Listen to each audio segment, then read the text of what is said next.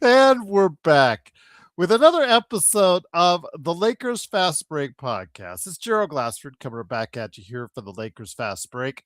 Lakers Latest, that's my new latest channel right there. I work with the Fan Arc Network. So go ahead if you want your quick shots of Lakers news and information in the morning. Most of the shows, I guess, appear between 8 a.m. and noon. So from what they tell me, they upload it 8 a.m. and noon. So you'll see something there on Lakers Latest. So go ahead and like and subscribe there. It's 15 to 20-minute hot shots of what's going on with the Lakers. Go ahead and make sure you take care of that. You'll see my friendly face talking about the Lakers on Lakers Latest. Also as well, the Pop Culture Cosmos. It's the Pop Culture Cosmos wherever you get your podcasts, including also as well, if you're a member, it's already available to you on YouTube. It's also available on the Pop Culture Cosmos YouTube page. And also as well, of course, audio formats such as Apple Podcasts and Spotify. If you check out the latest Pop Culture Cosmos, John Gusto, aka John Orlando, and myself, we're going to go ahead and we talk about the latest goings on in the world of professional wrestling because it's the state of pro wrestling. We predict what's going to go on with the Royal Rumble. JSJ was in that conversation. So go ahead and check out what we think what's going to go on with the Royal Rumble. Plus, we talk about AEW booking without trying to get a headache.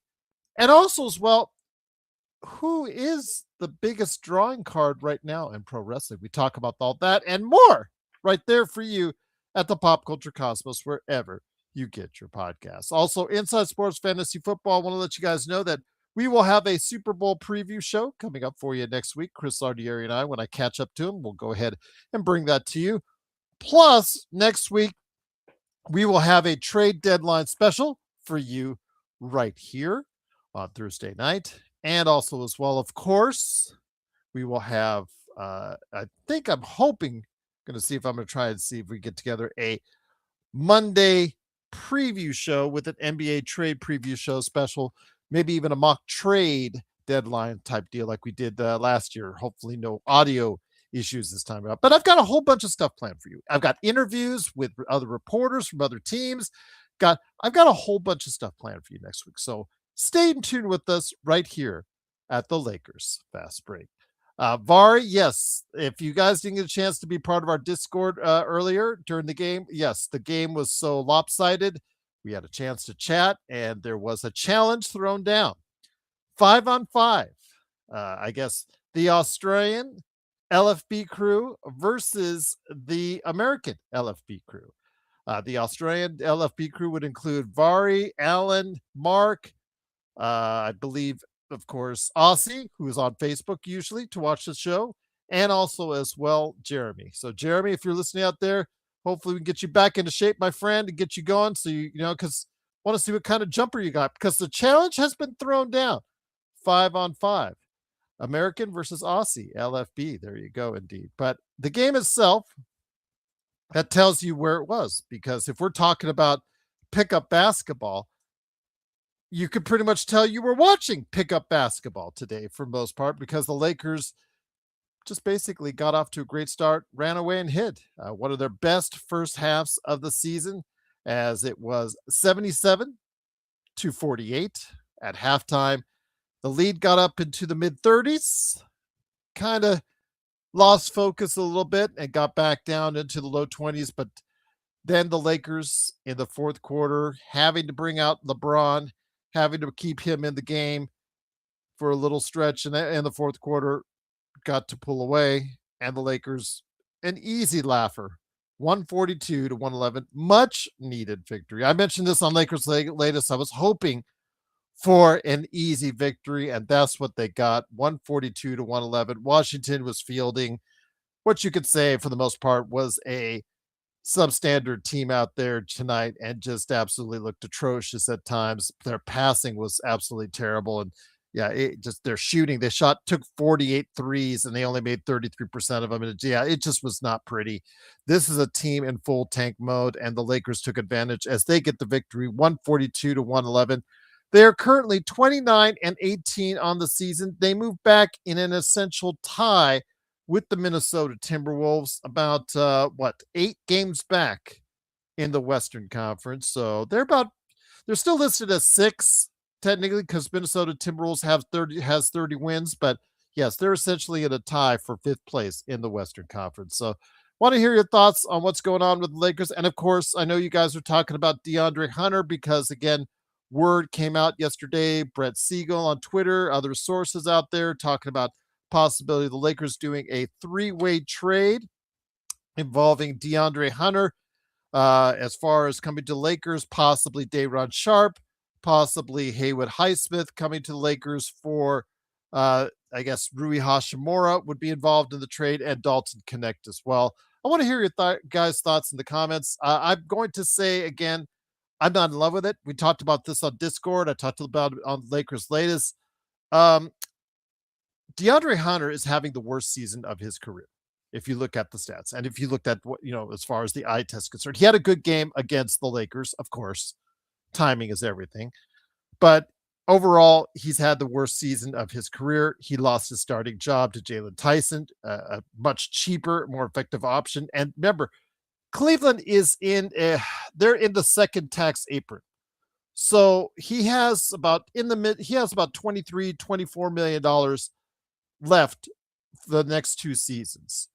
If you total that out with the tax that they're currently now in, the tax bracket that they're currently not in, Cleveland will have to pay over $60 million as far as taxes, after taxes on that. So they're in trying to get rid of guy that's been disappointing for him in the worst possible way. So, okay, if we're stuck with that contract for the next 2 seasons, first of all, you're probably not going to be as flexible for building around Luka in the summer. So B, if you take that contract back, he's a solid defender, but is only shooting 31% on threes. Okay, give me your problems, but give me draft picks. If you're going to do that, I want draft picks. So if Rob Pelinka is listening out there and you are thinking about pulling the trigger on this trade, do not do it unless you get first round draft picks. Otherwise, you will be vilified by all the Lakers fans out there. And I'll just leave it at that. So once again, it is, of course, the Lakers Fast Break. What's going on, Alan? Great again to talk to you on the Discord out there. T3, what's going on, my friend? Craig, how you doing? Gregory, always great to have you back. Turbo Duran, what's going on, my friend? Let's ride it out this season. Again, I would agree. I am not a big fan of DeAndre Hunter right now. Again, very much overpriced and a terrible contract to take on. It is 2 years, but you're essentially with his contract, Vando's contract, that takes a lot of cap space up to help build around Luka. So that supposed expiring deals, expiring money that you had coming off the books for this summer, you would have to wait until the next summer. And I'm not really in love with that unless you give me picks, which is the one thing the Lakers need. They need first round picks. So, okay, Cleveland, you want to get out of that tax bracket? You want to get out of that bad contract? Make it worth my while. That's all I'll say. That's all I'll say indeed. But Drip Show is in the house. Of course, at Drip Show Shop on Instagram and Twitter. I put up the Kobe. Kobe's back up there, right there with Luka. They both had it, as far as right there for you on the canvas art. And of course, you got the Kobe pillow right here with Gigi on there. Again, rocking the t-shirt right behind me. And I've got a new shirt I'm going to go ahead and debut for you guys here in a minute from Drip Show. At Drip Show Shop on Instagram and Twitter. What quality there is, it is just insane. The guy is just amazing with what he can do, and he can do it for you at Drip Show Shop on Instagram and Twitter. Want to go ahead and say, what's Joe? Lakers just mowed the Wiz and Luka had a great game, and you're talking about DeAndre Hunt. It's because, Joe,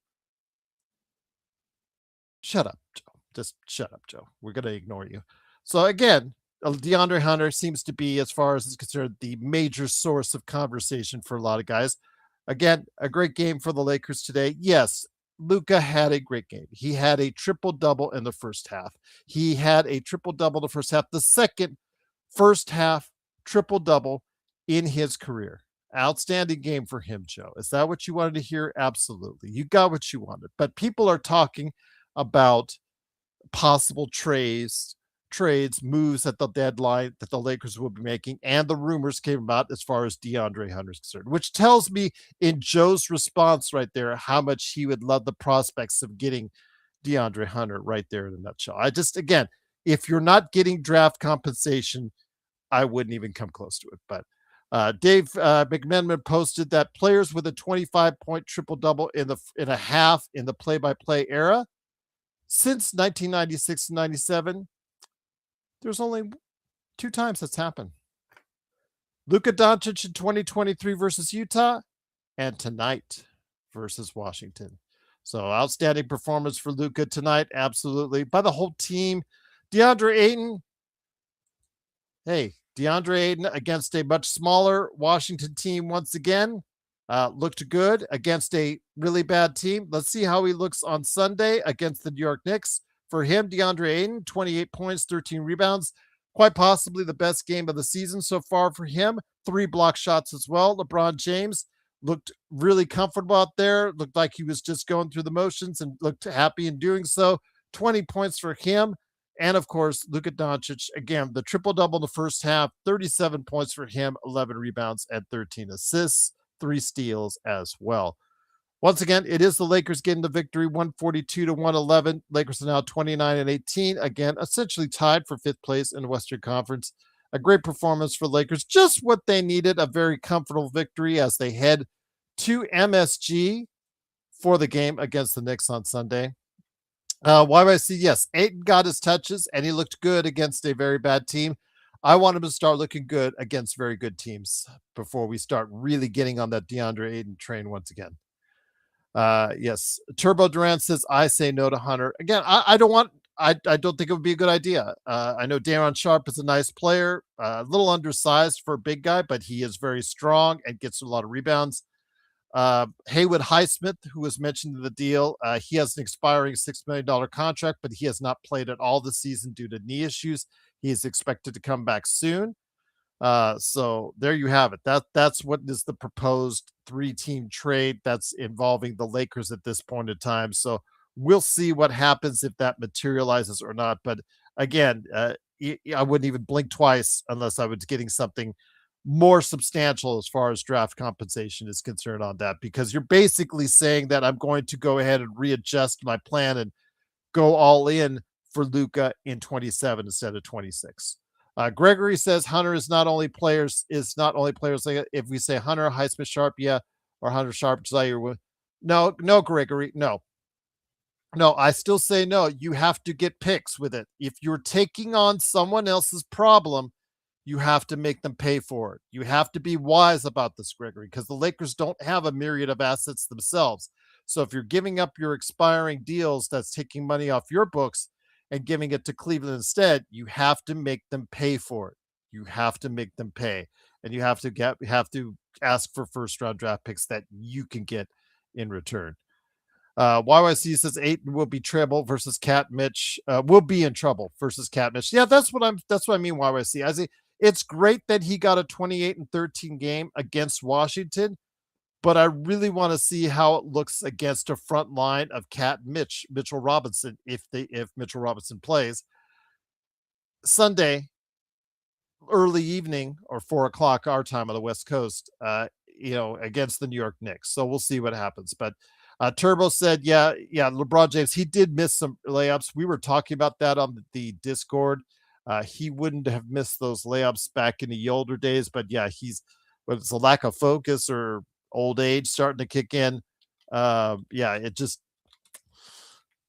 not, again, it didn't really matter. Didn't really impact the outcome, but it's just something to see as far as that's concerned. But yes, I did want to make mention that the Lakers game at the Knicks, the prices are skyrocketing. So if you're looking, and I checked this on Ticketmaster during the game today, if you want a ticket for MSG on Sunday with the Lakers and Knicks, starting price right now on Ticketmaster is $500 for the nosebleed seats. So yeah, that's $500 for a ticket for the nosebleed seats right there for you at MSG. So enjoy. So yeah, absolutely indeed. But yeah, there they go. I saw they go up $600, $700, $800, $900, $1,000 easy on those seats, because I think they're sensing that it might be the last time he might be playing in MSG. That's what, again, like earlier this week with Cleveland, they got all sentimental and whatnot.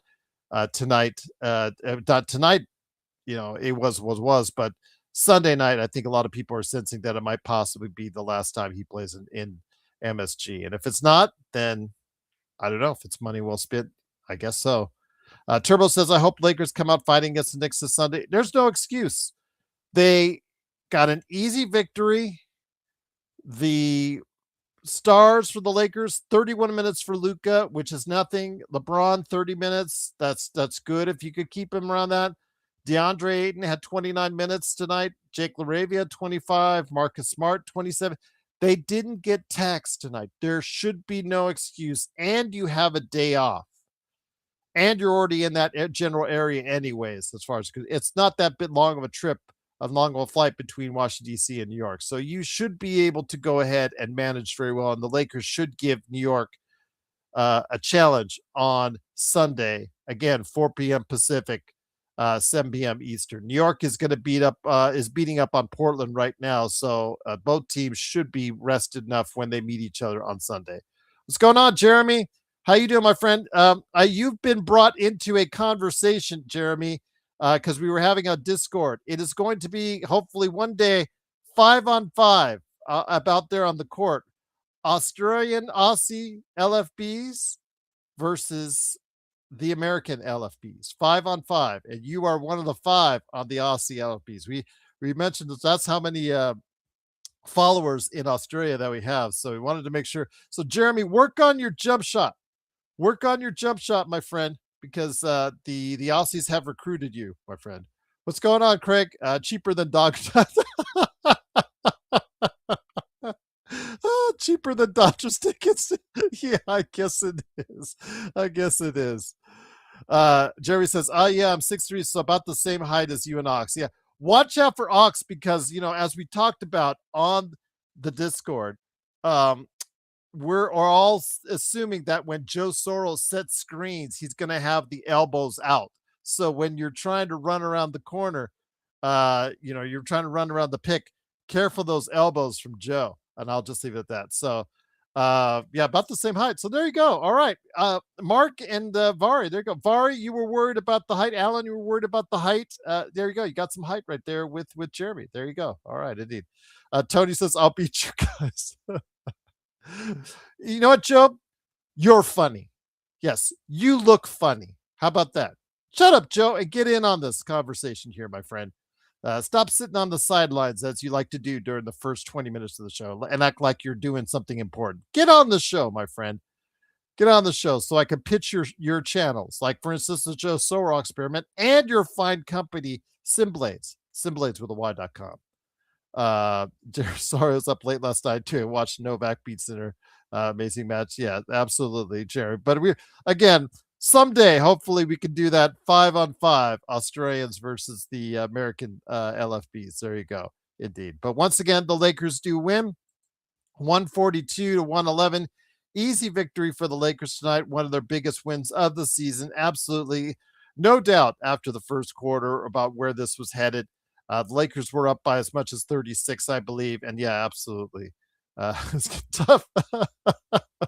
How many pulled hamstrings do we all over under is 5 on that, my friend. Over under is 5. Absolutely.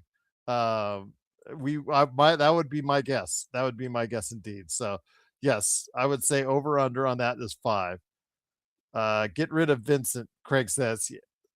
Again, an expiring contract, Craig, so you may be inclined to keep him on, but you know what? If the Lakers make a move and they do the DeAndre Hunter deal, you might as well just see what else you can find with those expirings and then try to do something else because, again, DeAndre Hunter is not going to move the needle in any way, shape, or form for the Lakers. He is a okay defender.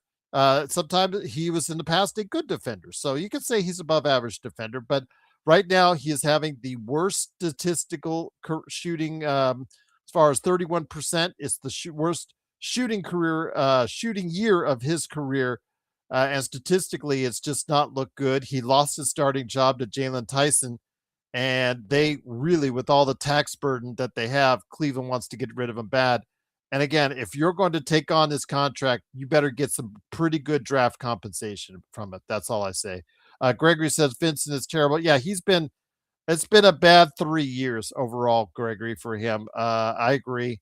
And I just think it's time to move on from Vincent. If you're going to, again, make a trade like that, then with the other Vincents and Klebers and those expiring contracts, you better do something else to get other players to fill out the roster because, at this point in time, that tells me if Rob makes that kind of move, that tells me that they need to do other moves to still ready the roster even more. Jeremy says, seems Bronny gets love. Oh, yeah, Jeremy, he is a novelty. He's an absolute novelty because of his last name. People are just fascinated by him as far as everywhere he goes. Every time that the Lakers are coming closing minutes and they're either up big or down big, yeah, they all want Bronny in there. It reminds me of the 80s when Chuck Nevitt was around, at 7'5" Chuck Nevitt, and the crowd would chant Nevitt, Nevitt when the Lakers were up by 20, 30, or 40, and he would come in the game. And it was kind of like a novelty. And every time he scored, they would give like a really sarcastic cheer. And I don't know how many of those people actually think Bronny is actually an NBA player. But it is it's encouraging for him, I guess, but it's also tells you exactly what they think of him. It's again like a novelty. It's just something that they see because of his last name that they'd like to have him in there indeed. So it was nice to see him get some action, but again, let's see him do that in the second quarter of a game when you're playing against top flight competition, and it might look a lot different. Uh, Joe, shut you shut up, Joe. Shut up, Joe. Gregory says, Gerald, nobody wants Rob gone more than me. Yes, Greg. Again, as much as Joe, as much as myself, as much as anyone I know that wants Rob out of there, there is, and I will admit to that, there is no one more than you that wants Rob out of there. I will admit that. You want Rob out of there more than anyone. Um, Isaac says Bronny is a G League star. There you go. He's someone that can get you 20 in the G League. I agree. Or 20 in summer league. Or a 20 in exhibition. But in a real game, I just don't think that he's just got way too many flaws in his game that you can exploit. That's the problem. Turbo says, who is on free agency right now that Lakers could pick up and help this team out more? That's a good question. Most of the guys out there that you would like to see, aka Watson in Denver, and also as well Durant in Detroit, they're restricted free agents. Turbo, those would be the two I would target. The only other one is Tari Eason, but a lot of people think that he is just going to re-sign eventually with Houston, but he is also a attractive free agent that's out there. But I would go after Duran number one, Watson number two right now. Those would be the two I would go after. And just what, they're restricted. Throw a high ball number and see if Detroit and Denver actually go through and try to keep him, or if it just gets too expensive. But then again, if you bring in a Hunter, it precludes you from doing that because you're going to be trying to sign Austin Reeves, because it's clear Austin Reeves seems to be a priority for this team as far as what they want to sign. I don't know if I agree with that. I don't know how much they're going to sign him for, but again, it's looking more and more like that as he gets closer to return. He was listed as questionable yesterday. Today, it was listed as a no-go by JJ, but he could return for the Sunday game. So it looks like he's really close to a return before the end of this road trip, which would be great. Jeremy says, Hunter is terrible. Please, God, we better not try to sign him. Well, again, DeAndre Hunter has been the latest rumors as far as the concern for the Lakers as a possible trade, because Cleveland really desperately wants to get off of his money and get off of his contract. And I don't want DeAndre Hunter here for the Lakers. He's having the worst statistical season of his career. But if you float along some first round picks with it, I'll think about it. At least I'll think about it. How about that? If you throw me 2 firsts, I'll think about it, and we'll do that. Turbo says I'd rather have Rui and Dalton. Yeah, I would rather have Rui and Dalton than a expensive contract for that I'm stuck with for this season and next season. Yeah, it would not be good. But if Rob is itching to do it, if those rumors are out there and it's not just from one source, it's been from multiple sources. If he gets the itchy trigger finger and wants to do that, he's going to have to get picks back. Yeah, I mean, Sharp is a nice player as a backup, 6'9" kid. Again, very strong, gets you rebounds. Haywood Highsmith is an expiring $6 million contract, but he hasn't played at all this season. I know he's close to returning, but he had a knee surgery, so again, you don't know what you're going to get at this point for the rest of the season with him. So yes, I would say, you know what? Okay, you're going to do this deal with me. I'm going to make you pay. If you really want to get off that contract, I'm going to make you pay. Then YYC, I think that should end that should end the conversation. YYC, you got to look at how much Cleveland is in the tax right now, because they're not only in the first tax apron, they're in the second tax apron. They are a super expensive team that is not at the top of the Eastern Conference right now. And if that's the case, they are desperate to get off of cash, and they are pointing the finger at trying to get rid of DeAndre Hunter first and foremost. And again, yeah, he had a decent game against the Lakers, but you look at what he's been doing all the season. He lost his starting gig. Jalen Tyson has taken over, a much better and cheaper option. And you're stuck with him right now in Cleveland, and he's going to add up. And again, you're talking about $10-20 million extra on top of his salary that you're paying in taxes alone on him. And if you're doing that, he gets very expensive. So for a guy that's coming off your bench. So again, I don't want it to happen, but YYC, again, that's what I would say. If you want it to happen, make it worth my while if I'm the Lakers. And that's all I'll say. JY says Rob is incompetent. I don't trust him to try to pull off any trade. JY, you're right there with you. Again, we've talked about Rob. His talent evaluation skills have not been great. He did have that one good trade deadline where he built a team that did manage to find their way to the Western Conference Finals, but they got smoked in the Western Conference Finals. But he did make a couple good trades. He got brought in Rui. At that time, Jared Vanderbilt, who was playing well at that time, came in. He found the right mix, and it worked to a degree. Will he find that mix again in the next less than a week? I'm not holding my breath, because again, his talent evaluation skills more times than not have not proven to be what you need from a really good GM. With all apologies to Stefan, because I know Stefan is the opposite of what Gregory is as far as his evaluation of Rob Pelinka. Thank you, Xbox. Truly appreciate it, my friend. Stay good in the matrix, my friend. But also as well, get that jumper ready. Get that jumper ready when the Aussie LFB faces the American LFB. There you go. Turbo says, who is your pick for Super Bowl? I said I was leaning, and I'm leaning towards the Seahawks. I said this on the Discord. I'm leaning towards. I haven't made a full determination yet, because it's one of the few times I do go to the sports books as far as lay money down usually for the Super Bowl.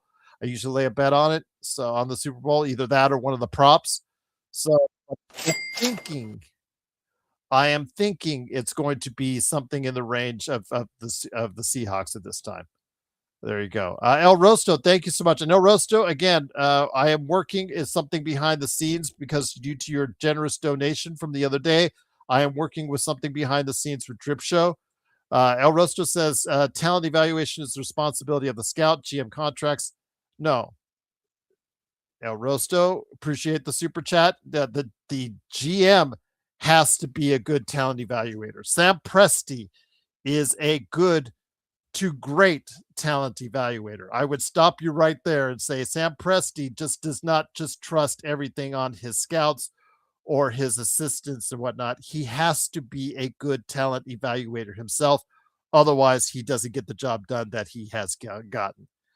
Those guys that he has helped pick, yes, the scout helps get you that information, but ultimately you have to determine what's best. And again, as we've seen from Rob, it is time and time again we have seen disappointing talent evaluation from him and from all those as far as is concerned, both for players in the draft and players that the team has acquired as far as it's concerned. So talent evaluation is not the full responsibility of the scout. The overall is the individual that's overseeing it all has to understand exactly how the game is played and who's playing in it and how good they are for now and for your future and how they will fit on your team. Roster construction and talent evaluation are key attributes of a good GM. And again, that's is still out as far as the book is still out on that for Rob Pelinka. Um, but I do appreciate the super chat and again, the talent evaluation is definitely a part of the scouts as far as what they give as far as advice for them. But again, also Rob has to have that talent evaluating skill as well. Thameless says Jerry West was a good talent right there. Jerry West, he had to have talent evaluation skills to help decide who we wanted to develop around Magic Johnson, around James Worthy, around those players, and what kind of talent as far as needed to bring in. So absolutely, that's something that has to be a key for a good GM. And again, Sam Presti and other GMs in the league that are at the top of the league. San Antonio has a good GM. Detroit has a good GM because you see where they're at. They're at the top of the Eastern and Western Conference right now. Connect is broken. Isaac says, "Yeah, Connect right now. It's sad, and he wants to go, and I'm wish the kid well, and I want him to get a fresh start because I think it's just a lost cause at this point. Whatever has happened here with Los Angeles, it's just like you said, Isaac. It's broken. And it's just I don't know if it could be fixed. I really doubt it could be fixed here on the Lakers roster. I'm wishing if he leaves and he's asked to leave, according to reports, as far as I'm concerned, there have been reports that he's asked or his representatives asked for a trade. Then I would wish him well, and I do hope that he gets a change of scenery to his liking and a chance to flourish there. Forgive me, but I only remember Dalton having one good game. That's it. Jeremy, he had more than one game. He had a couple games in the first half of that season, or the first half of the season, first 50 games of the season. He had 2 games, I believe, in the 30s and a couple more in the 20s. So he did have more than one game that was worth noting. That's why I think a lot of people out there are still holding on hope on Dalton Connect for what he may be able to do, Jeremy. But again, his defense, he will go as far as his defense takes him. And his defense has been pretty bad up until this point. And that's part of the reason why he can't stay in. And once he stopped hitting shots, once he became a really struggling shooter, once whatever is in his head got in his head, it's a trade, what have you. Yeah, it's just not been good because now you have a poor shooter and a poor defender, and it's really hard to keep him in the lineup if that's the case. Craig says Andrew Friedman could pick a better player than Pelinka. I couldn't agree with you more on that, Craig. Again, being a GM is talent evaluation. It's roster construction and having the sensibility to understand both. Again, as El Rosto said, a lot of the talent evaluation out there, both from a draft or other team standpoint, is based on a lot of what the information that your scouts give you. But again, the ultimate decision making comes to the GM, aka president of player basketball operations, which is Rob Pelinka. And in doing so, he has to be able to go ahead and have those skills. And again, it's just it for the most part, we see that it's been falling short a little bit. But Lakers had 38 assists. Yes, absolutely. Who is another? Well, Jeremy, I mean, it's right there at the top of the league. Tim Conley, as well as someone who's built teams in Minnesota and Denver. Both, I guess he built a team that went on to the championship in Denver, and he also helped build a team that went to 2 straight Western Conference Finals. I think he's a pretty fair talent evaluator. The GMs in Detroit, obviously, he's getting a lot of praise right now because he was able to collect the right amount of talent. along with getting a burgeoning star in Cade Cunningham. So the Detroit GM is really got something that special going on there. And then, of course, what's going on in San Antonio. The San Antonio right now, yes, I understand they got Victor, but they have been able to go ahead and build around him. And Brian Wright is really done a good job of building around there. Yes, I know some of it has been luck as far as them getting high picks for both Stefan Castle, and also as well, of course, Dylan Harper. But remember, in the Stefan Castle draft, who else from that draft has really done anything special? So they could have easily picked someone else and faltered because of it. But they've actually, Wright has done a pretty good job building that team for a quick fix because San Antonio is playing well above what many people expected, including myself this season. Turbo Duran says, I can't wait for next season. LeBron James will be off my Lakers team and the Lakers will do better without him. Let's hope so. Because again, it's looking more and more like LeBron will probably be either retired or moving somewhere else. I mean, what was said in that article last week, and then also the very moving and touching video that Cleveland has. It's clear Cleveland and the crowd and the sentiment was they want him back for one more season in Cleveland. So he might just acquiesce at the end of the season and go along with it. What's going on here? Thanks again for joining us, though. It is the Lakers Fast Break. The Lakers do win 142-111. The Lakers are now 29-18. Sixth place technically, but essentially they're in a fifth place tie in the Western Conference, 8 games out of first place in the Western Conference. Just a note, because Oklahoma City has not played the greatest. They do have a lot of injuries right now to their account. And I know my friend who shows up with for our NBA observations, Kayla Ponce, would tell you that there's been a lot of injuries there, but just something to keep a note. And here today to go ahead and talk about today's game, he finally showed up indeed. I can hear you, by the way. Okay. All right. It is, of course, the man behind the Joe Soro experiment, and of course, Simblades with a Y.com, and I guess a guy who's licking his lips at something, or his gums at least. It is, of course, Joe Soro. Joe, good to have you here. Easy win for the Lakers. Luka with the triple-double in the first half. All was good. Smiles all around. Laughter all around. So again, team looking positive as they continue a positive overall road trip as they head into MSG for the Knicks.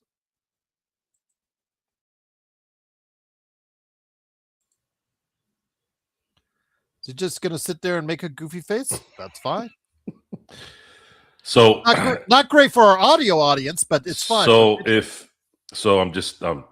know it's Friday, so we're not going to have any of the mainstream shows on until Monday, but the pattern is the Lakers lose, and then it's focus on a tribute video and LeBron crying to get away from the 30-point shellacking. Then they beat a lowly, horrible franchise in the Washington Wizards. And then now it's let's hold hands and dance. It is a bipolar society, if there ever was one. Didn't seem too upset about getting blown out in Cleveland, did they, Joe? I don't think anyone cares about anything anymore, except for their own interests. Okay. Yeah. It was nice seeing Luka drop a triple-double in the first half. It looked like he was going to do it too halfway through the first. Only player to have done it, and he's done it twice, Joe. Mm-hmm. Yeah, it's good. He's good, and it doesn't matter who it is. It doesn't matter what team it is. It doesn't matter nothing matters. There's going to be negativity, positivity, back and forth, depending on the quarter, the half, the game. So I guess as a spectator, you just kind of focus on the results, which is why reiterate that on the regular is the results will determine you. The results should determine your mood, not your feelings. And today was a nice game in the sense of I liked for the first time that I can remember a fourth quarter where the star didn't play. That's rare, very rare that happens in today's NBA. It used to be the regular scenario for a contending Laker team where you'd see Kobe maybe sit about 5-10 games a year just because they were ahead in the fourth by 20 or something. More games like this would be nice, but then again, they're not going to be playing the Wizards every game. No, indeed. I want to go ahead and mention a comment that Rogelio just sent to us on Lakers Fast Break at yahoo.com. He says, Gerald, the Lakers must take their medicine for the rest of the season and next season to be younger and more athletic. The 27-28 season is what they should be focused on to put a really good team around Luka. I feel that we are finally seeing the aftermath of the AD trade with New Orleans because all those years without draft picks. And what I think he's alluding to is something I was talking about. You were in the comments. The latest rumor for the Lakers has a possible 3-team trade with Cleveland and Boston, with the Lakers getting Day'Ron Sharpe, Haywood Highsmith, and DeAndre Hunter. Now, DeAndre Hunter has lost his starting job. He's having one of the poorest seasons, if not the poorest season of his career. He is very expensive with the tax because they're in the second tax apron. Very, very expensive because it's not just your salary. You're paying the taxes on top of it. So they want to get rid of him bad. I'm just saying, I don't think he would move the needle for the Lakers at all should he come here. But it would also signal a sign what Rogelio is saying, that they would be looking towards 27 and not 26 to work as far as building Luka team. But if I'm taking that contract back, Joe, which I don't want in the first place, I want to make it clear, I don't want this contract. I don't want him on the team with what he's got. But if I'm making, if I'm clearing and I'm getting rid of one of the Cleveland's financial problems, I'm making them pay, and I'm asking for at least 2 first-round draft picks, Joe. I mean, Memphis and Orlando did that with KCP in the Desmond Bane trade. Yeah, you're not. No, if Trae Young didn't get a pick, then I don't. Then I'm not taking DeAndre Hunter back. I think it's a terrible deal. The game is the old NBA is over. The picks are not going to be free flowing. Then I don't want to. I think that's a terrible deal, and I would fire Rob immediately because of it. Rob is not going to be in charge of player personnel. I would almost guarantee it by the end of the year. He may stay on as a general manager just because he's a window dresser for Genie, but that's coming. It's just not realistic to ever think that Mark Walter's going to take over this team and have an adequate. This man had an adequate general manager in Dodger Stadium. Ned Colletti was a fantastic GM. He replaced him in 2 years. When I say fantastic, Ned Colletti was the only reason why the McCourt era didn't go into complete and utter trash. He was good, Joe. He built a farm system that was the envy of Major League Baseball. How bad.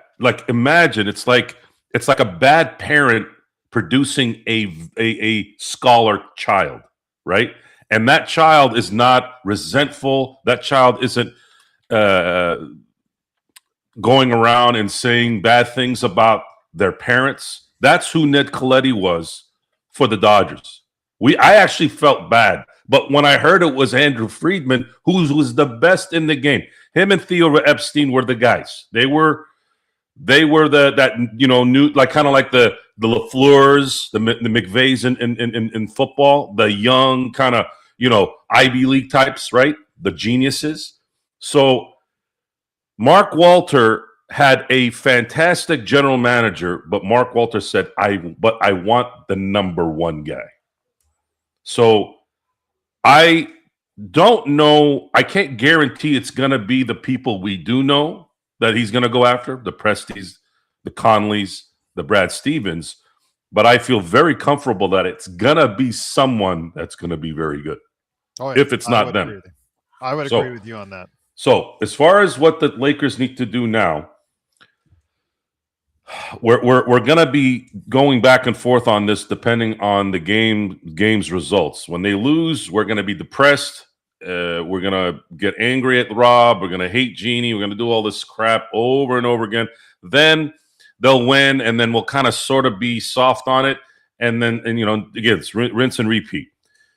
The most important part about this process right now is to get through the season as a fan. Watch the games, try and enjoy. See, this is the part where I say why I like Luke, why I love Luka. Besides the fact that he's a mega star, and anyone who denies it is a complete and utter idiot. And that's not me saying that. You are. That's just facts. These kind of games, when superstars have you glued to the TV in a Washington Wizard 4 p.m. Pacific Standard Time game in January, that's how you know that guy is a star. I was engaged. I wasn't bored. And I've been bored a lot this year. If it wasn't for Luka, I seriously would be in pain watching Laker games. Because watching Gabe Vincent going back and forth, watching DeAndre Ayton play really good one game and then do nothing for the next 8 games, and then watching Rui's game is what it is. I've said this way before the season started. Rui is he's a 4-game-a-week player, but a 2-week difference, a 2-game difference maker a week. It's 2 on, 2 off, 2 on, 2 off. And then if it's a 3-game week, he's on one, he's off 2, and then sometimes he's on 2, off 1. It's never consistent. And then Laravia is Laravia, and all these other role players are what they are. And as far as Dalton Connect is concerned, if the reports are true that he's asking to get traded, it only adds to the negative mystique of Dalton Connect to have the nerve to actually ask to be traded. You have zero leverage. You've allowed yourself to have no say in anything at this point. Do you want to go ahead and make mention of a super chat? Once again, it is, of course, the Lakers Fast Break. It is, of course, Joe Sorrell, along with me, Gerald Glassford. Thanks again for watching this. I truly appreciate it. The Lakers win 142-111. They are 29-18 on the season. AR Seattle, thank you for the generous gift of $19.99 super chat right there for you. He says, Gerald and Joe, Luka triple-double is another day in the office. The problem is, does he have players that can score when he passes the ball? Today, absolutely. It was, he did. But again, it was against Washington. So I see your point there. People in the chat, if Joe calls you an idiot or a moron, then you're probably are. Thank you again for the super chat. Well, if you're saying that, the Luka negativity is, it's not. You're not a smart person. You're just not. This is a guy that has mastered basketball. He's mastered basketball. If he retired today, he's going to Hall of Fame. That's how much he's mastered it. And when he wins a championship, it won't solidify the dumbasses that just yap. Because again, it doesn't matter. Look what the Dodgers are doing now, right? They're winning championships. They're doing everything right. They have the nicest guys on that team: Freddie Freeman, Shohei Ohtani, Mookie Betts. These guys are they're idols, and they're also good people. They're team players. They back each other up. They're going to Gavin Lux's wedding. He's not even a team. He's not even on the team anymore. Like, these are the nicest men, nicest, coolest guys that you'll ever probably meet in your life. Yet people are calling them the evil empire, and they're just buying stuff. It's like, it doesn't matter how good you are. You're gonna have the sewage sludge from the ass end of a camel that are still gonna come out and say stupid shit because they're fucking idiots. And because of social media having the barrier of a phone or a computer, they feel that they can be that because they live a miserable, disgusting life that has no meaning. They will not be remembered for anything ever. And it's not broadcasted enough. Look what's going on in the country. Look what's going on. These people are just so desperate for attention because they're not getting it at home. They're not getting it at school. So they got to take out their stupid shit on something doesn't really exist. Saying Luka isn't good enough does not exist in reality. This guy was a fucking phenom, a 14-year-old phenom. This didn't start 5 years ago. This guy was born to play basketball, and he's mastered the game.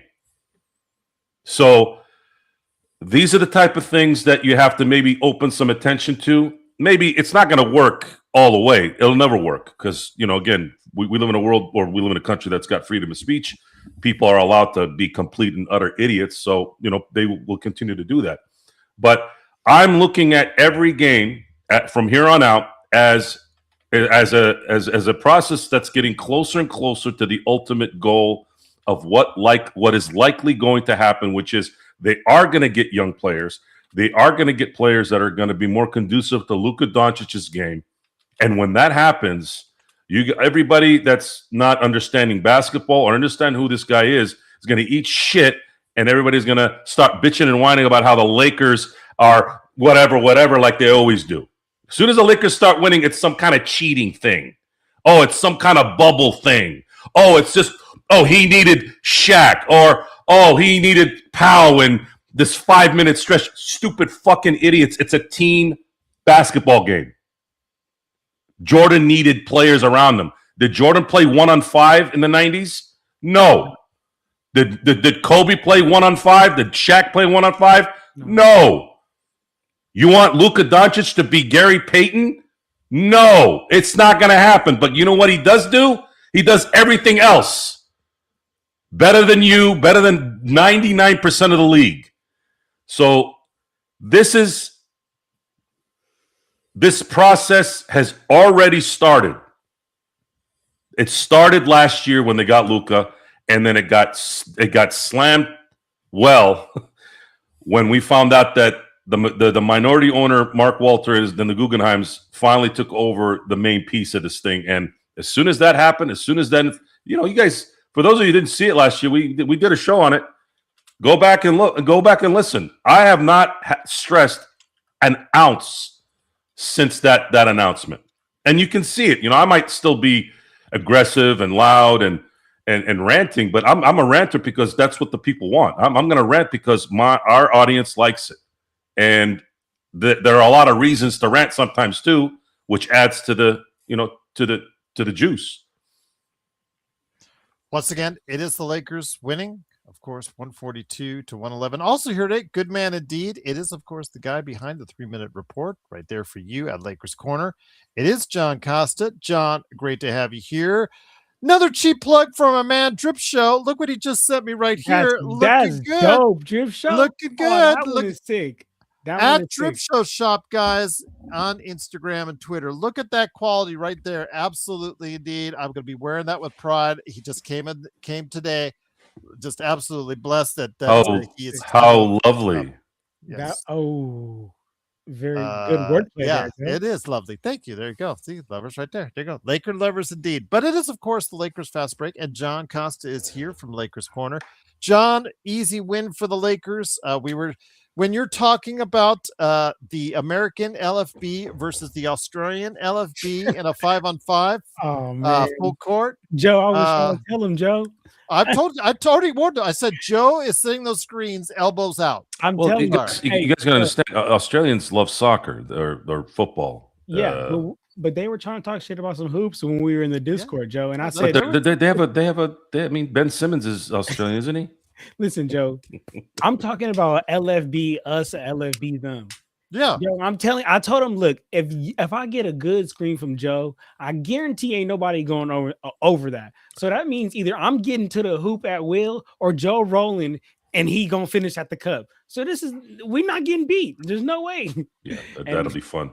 We'll have to do that one day when hopefully some of my projects come to fruition. I can just fly everybody over here and we can have that game and record it and put it on the show. Absolutely. No, we're doing live stream. Hell, we're doing live stream. Yes, first one to get a heart attack wins.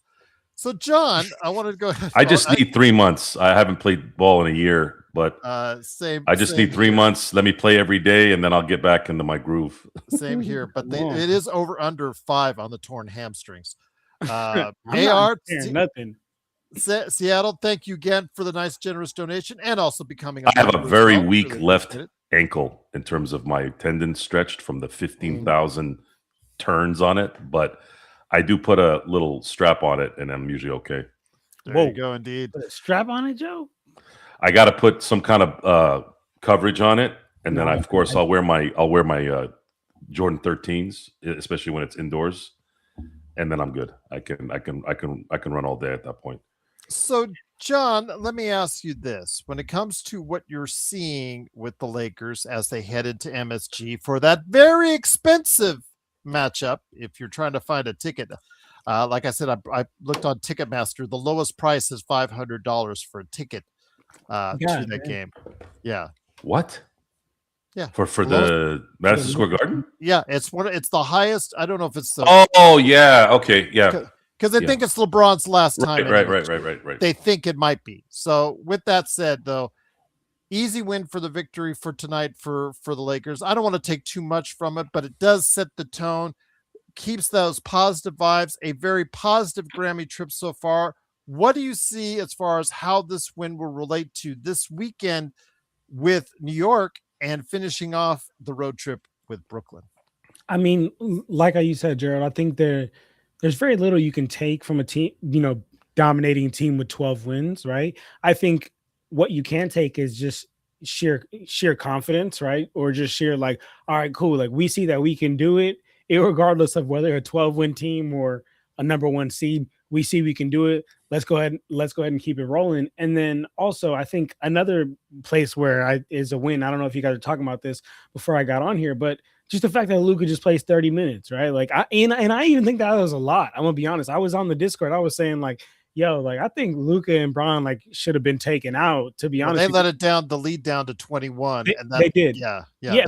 But even with that, to be honest with you, I still feel like we could have handled that. Like I don't think that our bench is that bad that we would have blown a 21-point lead to that team. I don't think we would have blown a 21-point lead. So I say that to say I think that's one of my takeaways in the big win, like a sleeper win, to be honest with you, that I take out of this game. Luka only playing 30, LeBron only playing 29, especially for a player like LeBron. Any game that you can get something like this. So I'm taking a win on that. But as far as like in-game stuff, yeah, you love to see it. I said on my 3-minute recap, which please go check out, y'all. Aiden, I want to see you come with this type of energy. Like the same energy that you coming with tonight, like coming through the lane, acting like a big boy, rebounding. I think when I got on here, Joe was talking about Aiden. I think you might have been talking about him. So, right? Like I want. There was no resistance tonight, so he felt exactly. No, if it's a really small team, John, and they have no really other big, he's gonna do his thing, right? Yeah. Exactly. So that's what I'm saying. Like he's puffing out his chest. He's like that, it's like that little brother would be like puffing out his chest when he got like big bro with him, but he'd be real quiet when big bro not there because he don't got it on him, right? And I feel like when there's a weaker big or there's no big, kind of like tonight, he feels like, oh, I got this. But whenever we face a team, and I don't know who said it in the Discord, but shout out to them. Somebody said, oh, fuck, what they say? He's gonna get fucking destroyed in the playoffs. And I'm like, yeah, playing like this, like, on a night like tonight, yeah, but he won't play like this in the playoffs. Shout out to Tough. Shout out to Tough. Great Discord crowd. Absolutely. Well, again, it's against Wizards. So they were laughing, smiling in the first half. Luka got the triple-double in the first. It was easy throughout. And it just, there was no chance of this team winning tonight as far as it could. But again, what does DeAndre Ayton do, like, for instance, on Sunday, if both Mitchell Robinson and Cat are there? Or what do they do against a Denver and OKC? What does he do against those teams? San Antonio. What does he do, Joe, against those teams? That's why it's a big concern, is because he looks great against the Charlotte undersized centers or the Washington undersized center. Everything looks great. but you get them against those teams when you really need them the most, and that's what's a great concern with the DeAndre Ayton experience. Exactly. That's my issue with him. That's why I say, man, let me see what you do in the next game. Let me see you just keep the same energy. And if you can, I hope you do prove me wrong. But let me see.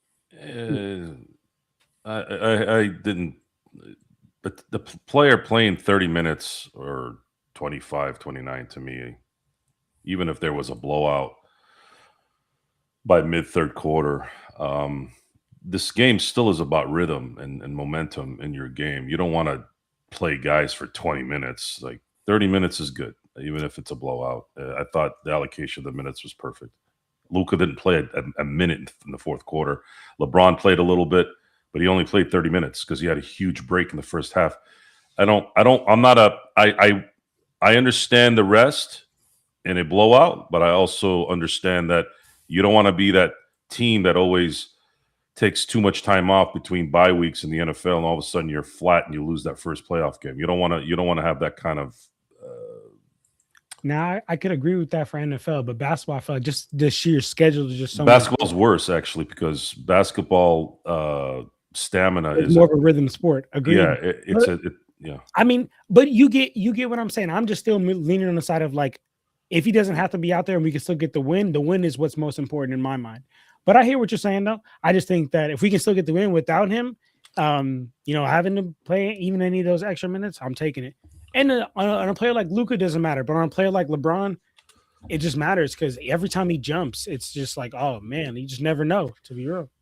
So I talked with Joe, John, about the rumors of a possible, trade in the works with DeAndre Hunter, and Joe and I are, not exactly. And you and I spoke about this on Discord, but if you could relay it to our entire audience, your thoughts on these DeAndre Hunter rumors. And again, I would not even be interested unless you threw some firsts at me. And Joe thinks that no one's going to trade any firsts. And if you're not going to trade any firsts, I don't want DeAndre Hunter on this team. Yeah, I do not want DeAndre Hunter. I don't think DeAndre Hunter like moves the needle enough. He's having his worst season of his career. Come on, I was just gonna give you credit for that. Shout out Rosto. But numbers wise, right? Like I always say, like men lie, women lie, numbers don't. But like he's literally having his worst shooting year of his career. And I feel like even though if you feel like he's an upgrade, it's not enough of an upgrade to get to where we want to get to. We're all Laker fans. We know we want to get to. It's not just getting marginally, I just want to barely, make it to the second round or whatnot. We know what's always the vision, what's always the goal. So in my opinion, I don't think he moves the needle, nearly enough. So I'm not on board. Not on board at all. El Rosto, appreciate the super chat as always. He said that no GM has won championships as a GM on 2 or more teams. So truly appreciate the super chat there. And again, it's going to be a big test. Do you think actually Rob will have activity leading up to the trade deadline? Since we don't have many assets, I don't expect much in return at this time around. But are you expecting any type of movement for the Lakers before the trade deadline next week, Joe? Yeah, something around the margins, but nothing major. And Hunter would definitely be around margins. That's not going to happen. That's not around the margins. That's like a main move for them. That's coloring outside the lines. that's taking a bad contract, and I think the Laker bad contracts days are over. I hope so. I hope you're right. I sincerely hope you're right. Yeah. Big shout out to El Rosto for the donation. Truly appreciate it. Alan's in there in the chat. Truly appreciate him modding along with SB, Mark, and the whole crew right there for you. It is, of course, the Lakers fast break. Again, the Lakers do win 142-111. They again are in 5th place, essentially 5th place in the Western Conference, but they're also in a really heated race, John, for that spot. Because again, if you do not improve your team, there is the possibility they could fall to 7th place, even 8th in the Western Conference. Your thoughts on this, my friend? Because if they do nothing, do you have the concern about where the Lakers will be by the end of the season? Let me pull this up right here real quick. They are currently They hopped over Timberwolves by percentage points, so they are 5th place in the Western Conference. Wow, 8 games back behind Wow. OKC. Okay. Wow. Well, They hey, are a half game out of I will- 7 I, as far as it right now. I mean, just give myself a pat on the back. I will say the 4 teams ahead of me are the only 4 teams I said that could beat the Lakers. So there we go. What if Golden State? Because I had a conversation last night. I did a show with Legend, and we Mhm. talked about the teams interested in Giannis. What if Golden State gets Giannis? Man, Golden State gets Giannis. That definitely improves them, but I don't know about a championship. I know it's not a championship. You say no, Joe? They don't. They get better. Why would he want to go to Golden State? They get He better. doesn't have the choice at this point in time. He's going to go play with an aging Steph Curry? Well, it's Milwaukee that has the choice right now. Okay, so what's he going to do? They're going to want him to sign an extension, right? In October, yeah. And he's not signing that. Giannis has made that He's clear. not going to Golden State. I don't think he's going to Golden State, but if he does, yeah, he absolutely. He's not going to. That's a lateral move. You're not going to go play in Golden State with Steph Curry. Steph Curry's probably going to be able to play another 3-4 years because he's not. He doesn't use too much athleticism in his game, so he's not going to wear himself out. Just shoot all day, right? Play a little defense, but they're not. They would need to get probably another guy in his prime, and those days are gone. Those days are gone unless Steph Curry's contract. It's not going to happen. He's not going to Golden State. He would want to go to a championship contender immediately. That's why this hasn't happened yet, by the way. He's not stupid. He's not dumb. Like, where can I go where I can win? Does he want to go to Oklahoma City? Does Oklahoma City even want to deal with that? That's something that I think is important to understand too. Does Presti really want to bring in a guy that also is getting long in the tooth a little bit with this young team that's already won? That's why they haven't been mentioned. Joe. I feel okay, Joe. But I feel like, to be honest with you, and I may be wrong here, but when you have a chance to get a superstar caliber of that player, I said that crazy. A player of that caliber, I said superstar player, a player of that caliber, you just go for it. To be honest with you, because they especially with all that they have to give. Well, if tomorrow Oklahoma City, Houston, or San Antonio get in that mix and they call Milwaukee, John Horst, and offer him a deal, they have the best assets to do so. But right now, it's Golden State, Miami, Minnesota, and New York. Does he want to? He lives in Milwaukee, so I can't figure out in the NBA what a worse place to live in than Minnesota. So Oklahoma City wouldn't be that drastic, I guess, if he's lived in Milwaukee. Does he want to go to Milwaukee and be Kevin Durant in that scenario? That might factor into his thinking. Ooh. Giannis? Yeah. Mm-hmm. Go to Milwaukee, you said, or go to Oklahoma City? Would he think would he think of himself as pulling a Durant going to Golden Oklahoma State? City is right now not in those rumors as of yet. It's just right. been I just don't see, and it could be one or the other. It's not just one side. I just don't see him wanting to go to Oklahoma City. I don't think that's the spot. Shout out to Gregory Brown here, because I agree. I think the Knicks are like one of his top spots. I'm going to be honest with you. Well, that's where he wanted to go in the summers to New York. But the problem is New York doesn't have any draft picks. So they have to figure out a way to get multiple draft picks. They have the bodies.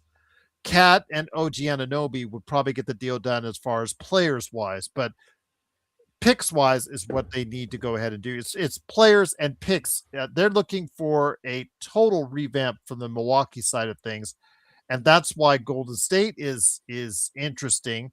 And that's why they've been mentioned as one of those 4 teams that are most invested in getting him, is because they have the most draft picks right now that they can trade, because OKC, Houston, and San Antonio have not been involved yet, according to reports, in these trade talks. From a business standpoint, Milwaukee knows that they will not get a deal better now than they will at the end of the year.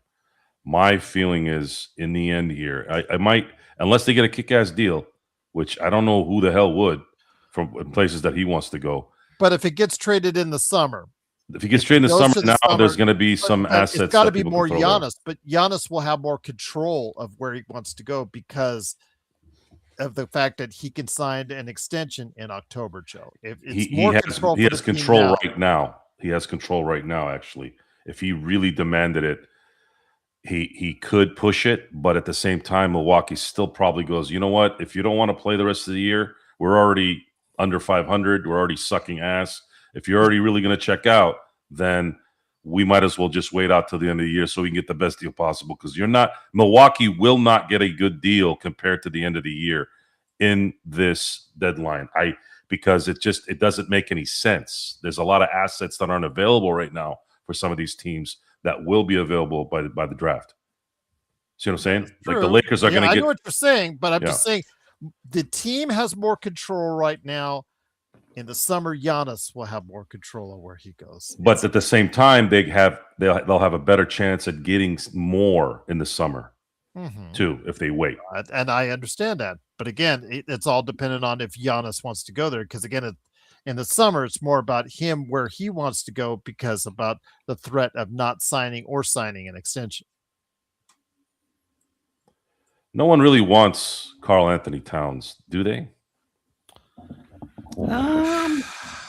He's a pretty good player. I'm gonna be honest. I know he's having a bad season. He's not having a bad. He's still 20-10. He's Karl Anthony Towns. The defense has been terrible. Defense has been absolutely terrible.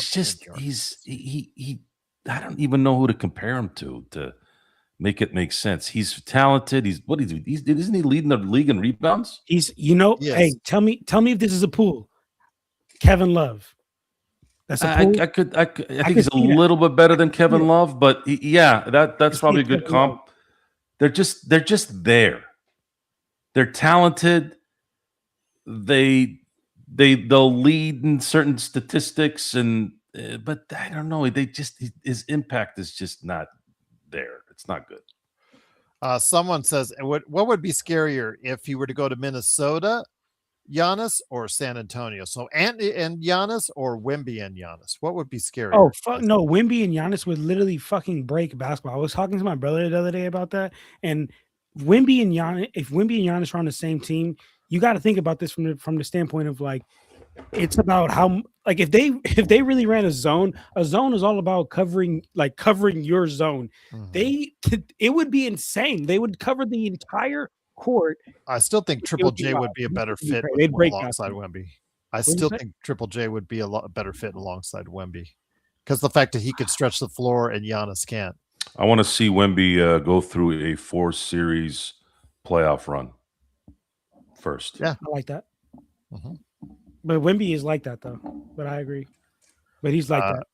But Ant would be love and life if Giannis was on this team. I could tell you that. But again, do they have the pieces? So we'll have to wait and see. But just throwing that out there again, the 4 rumored teams are Miami, Minnesota, New York, and Golden State, who are making the most aggressive trade offers right now to Milwaukee at this point. So want to hear your thoughts on that down below or in the comments now. Go ahead and let us know who you think or where you think Giannis might end up next, or if he's being traded in the next few days as well.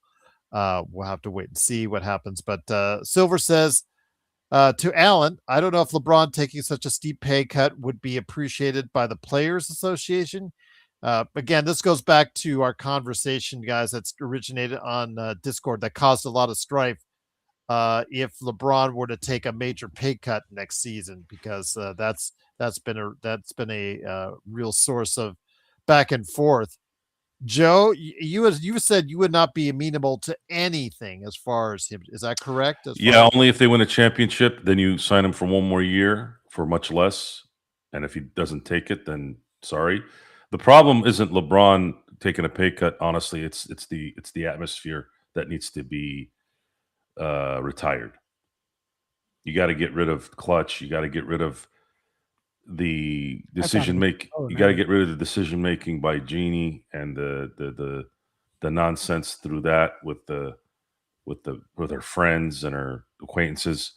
All that aura shitty aura needs to go so that these guys can focus The on noise. it's these people, and I'm saying these people, yes. These people are the popular kids in school who are rich, the ones that most of the people didn't like growing up in high school. And if it wasn't for that money, if it wasn't for the quote unquote privilege, they would be bums.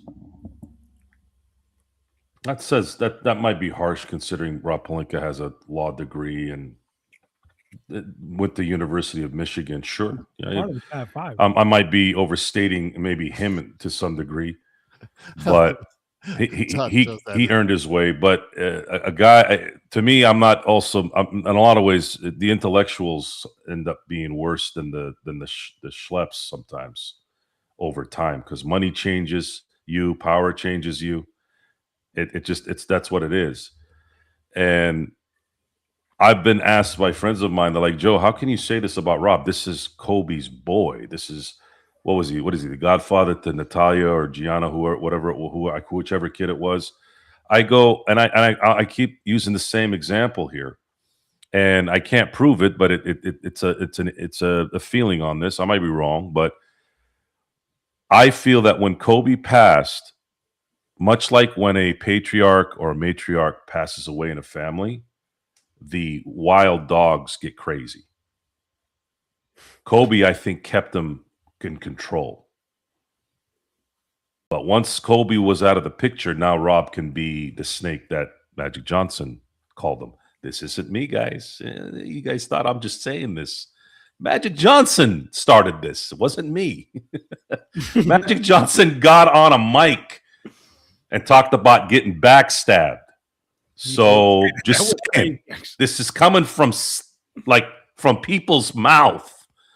So just letting you all know that was kind of like a setting of the table here. And then you've seen how all this stuff has gone on. There's no leader on this team. There's no one to squash the BS. If I'm running the Lakers and a chump like Rich Paul talks about my team the way he did, you don't think I'm going to say something? Not publicly. I'm going to go find out. I'm going to give him a call, right? What the fuck are you doing? Real shit. Like, seriously, I don't do things. I might do a podcast and I let you all know my feelings, but you guys don't know what's going on in my house, and you never will. So the first call after that interview, what the fuck are you doing? And just wait for the answer. Like, what the hell? Just wait for the. And then I'll be like, "Hey, LeBron, you need to control your boy, man. The fuck you doing?" See now. Okay, I want to ask you about that, Joe. So, because I feel the same way, right? Especially if I was Austin. To be real with you, if I'm AR, I think that the whole shit that went down with Rich and them and how he made that statement, I think that's grounds to go up to Bron to be like, "Yo, bro, like, what's the deal with your boy?" Like, right? Do you think so? If you're AR in that position, you got to go up to Bron. AR, much like Paul Dano. I know you don't know anything about this, John, but Gerald does, and some people do. I thought Paul Dano said something really good the other day where he said, "I didn't respond to the derogatory comments by Tarantino because the world." Yeah, the he was world very grateful. backed me up, right? Well said. Yeah, I thought that was the most clutch return on that, because people I don't know him personally, but Tarantino's a whack job, but that's why he's good. You know, that business is full of whack jobs because that's what it takes a lot of times. Wacky writers and wacky creators, right? They're artists. So for me, how I would have looked at it, I'm going to let my people talk. I'm going to let the leaders in the people that have said allegedly, "Hey, we're not trading Austin Reeves." I'm going to let them back me up. And if they don't back you up, then maybe you need to start thinking twice about wanting to stay. Because AR was picked, he was trained, he was coached, he was developed by the Lakers. Yeah. This is a homegrown player. Mm-hmm. And he's gotten better every year.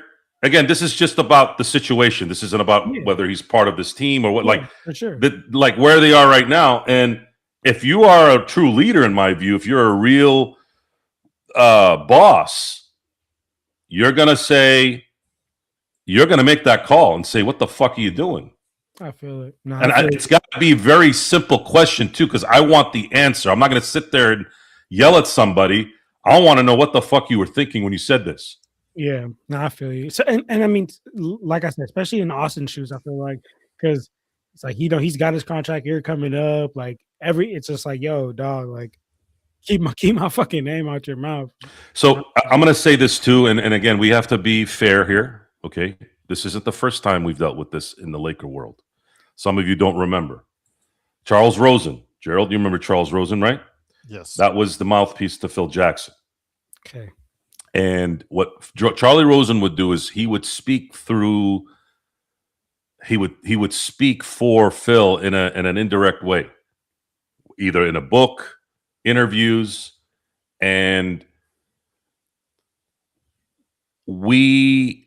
I was very upset with Phil Jackson. You guys know I love Phil Jackson. But again, at the time I'm talking, I was upset. If Kobe was happy with him when he came back after that year sabbatical, hey, if Kobe's cool, I'm cool. Like I totally went, okay, well, Kobe realized he needed him, and I guess they bended whatever they had. But before that, he wrote that book. And he let out some locker room privacies out of that book, and I was actually not happy about it. I thought that was a shitty move by Phil Jackson.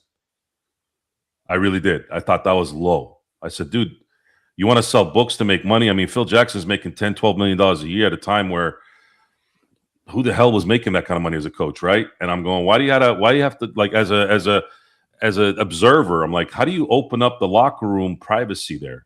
And Phil was pretty like beastly when it came to that locker room. Like he didn't want, there's a well-known fight between him and Jerry West where he's like telling Jerry West, get the fuck out of my locker room.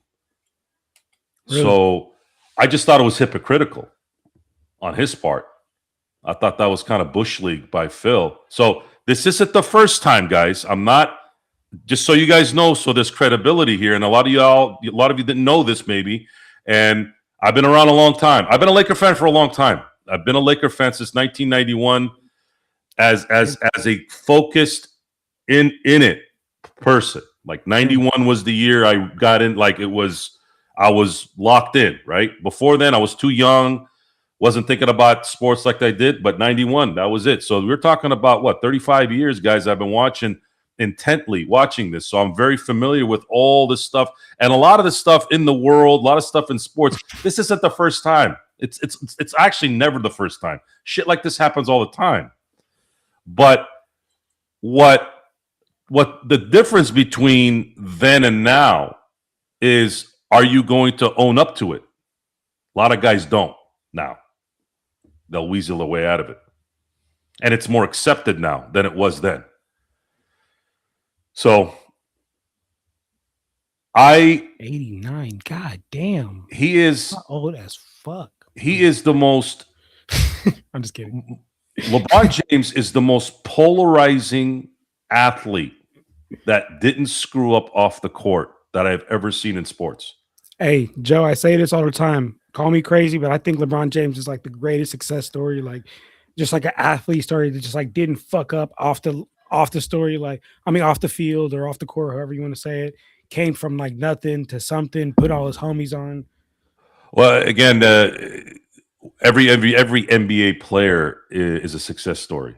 Even Gabe Vince is a success story. For sure, but you understand what I'm saying. But he is the most polarizing in that it's almost like American politics. It's 50-50 with him. People like him. Absolutely. I mean, I got it. Right?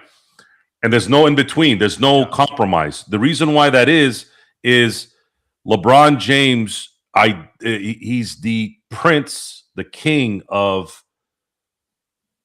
everything we have said about basketball players over the 35 years I've watched. This is, again, guys, this isn't the first time we've talked about diva basketball players. Guys, Adrian Dantley, even before I was watching basketball, everything I've read about Adrian Dantley in the 80s, this guy was a phenomenal scorer. He was basically, he was like the James Harden of his time, basically, right? And his issue is he didn't give a shit about Isaiah. He didn't give a shit about Mark Aguirre. He didn't give a shit about Lakers. That guy wanted to score and just not do shit. Basically, the early career of Carmelo Anthony. That's who he was. Adrian Dantley. Matter of fact, actually, that's who I compared Carmelo Anthony to when I first 10 years in the league. I go, he's just a reincarnated Adrian Dantley. He could score from anywhere, fucking awesome basketball player. He'll be in the Hall of Fame, but his game doesn't resonate to winning, right? So there's always been diva basketball players. It's embedded in this thing. But LeBron was the first, like, arguably the greatest of all time that was this bad. This bad. And it's not the same. It's not the same. It's not the same in terms of like Kareem, because I've also been told, well, what about Kareem? Kareem was not liked either.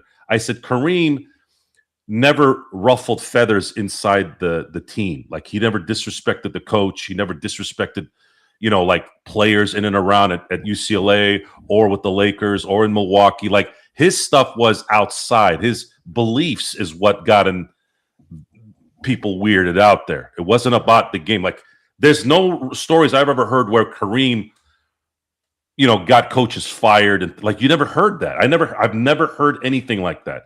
He respected the authority, and he's been on record on interviews as a Lake. He's like, that's the coach. If the coach says this, because he was coached by John Wooden. When you're coached by John Wooden, all you got to do is listen to guys like not Luke Walton, Bill Walton, Kareem, Jamal Wilkes. Like, if you see all those guys' careers, they're so team oriented because of that man.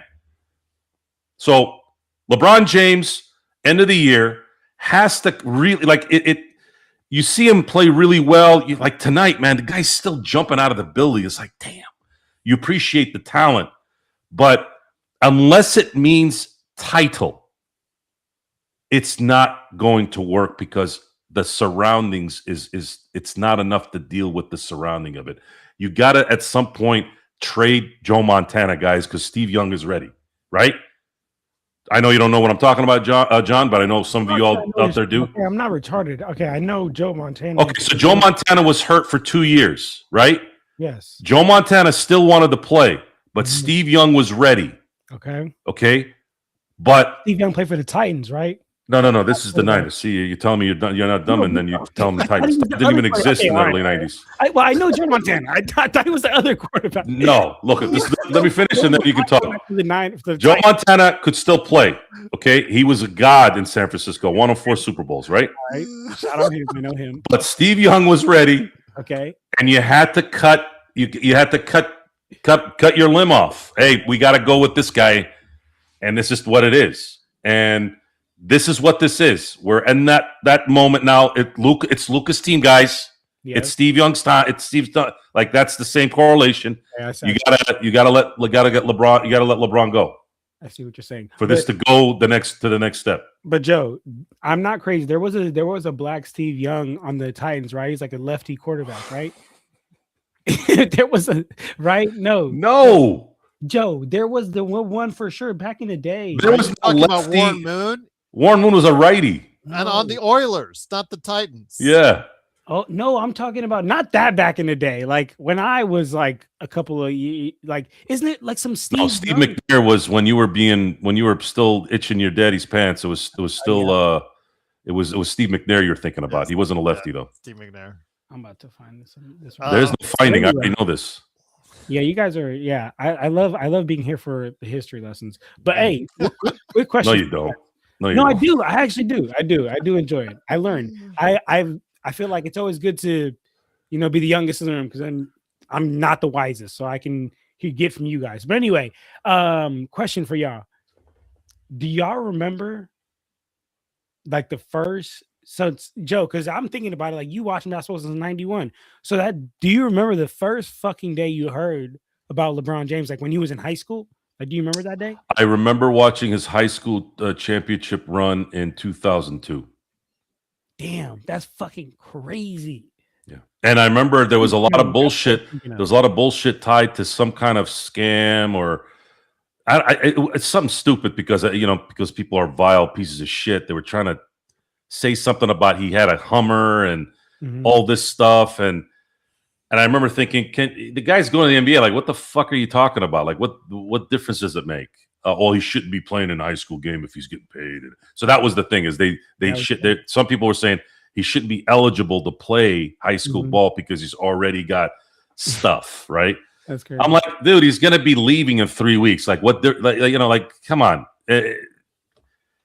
That's crazy. LeBron was that was the phenom, by the way. That was definitely a phenom as well. Mhm. And then within the first 3 or 4 months of watching him play basketball, I'm like, yeah, I think he's gonna be good. That's crazy. That's what's up. He Gerald, what about was you? gonna be good, but we didn't know if he was gonna be Carmelo Anthony good or if he was gonna end up being greatest of all time good, because all I heard was this is a combination. Basically, he's Magic Johnson in a Michael Jordan, skill, like Magic and Jordan put together. I laughed.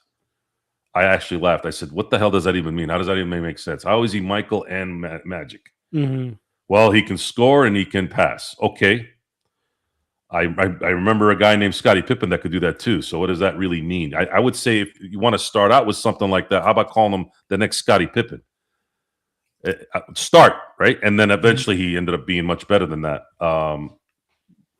No one, and I don't even think he even knew. That he would. That's not something you know. This is not normal. For him to have the career he had with all that pressure as a kid, that just doesn't happen. Remember Felipe Lopez? I do remember. I've heard that name a lot. He was on the Sports Illustrated magazine. He was supposed to be the St. next, John's. right? So we're used to seeing hyped players that just don't work out. Harold Miner, I remember.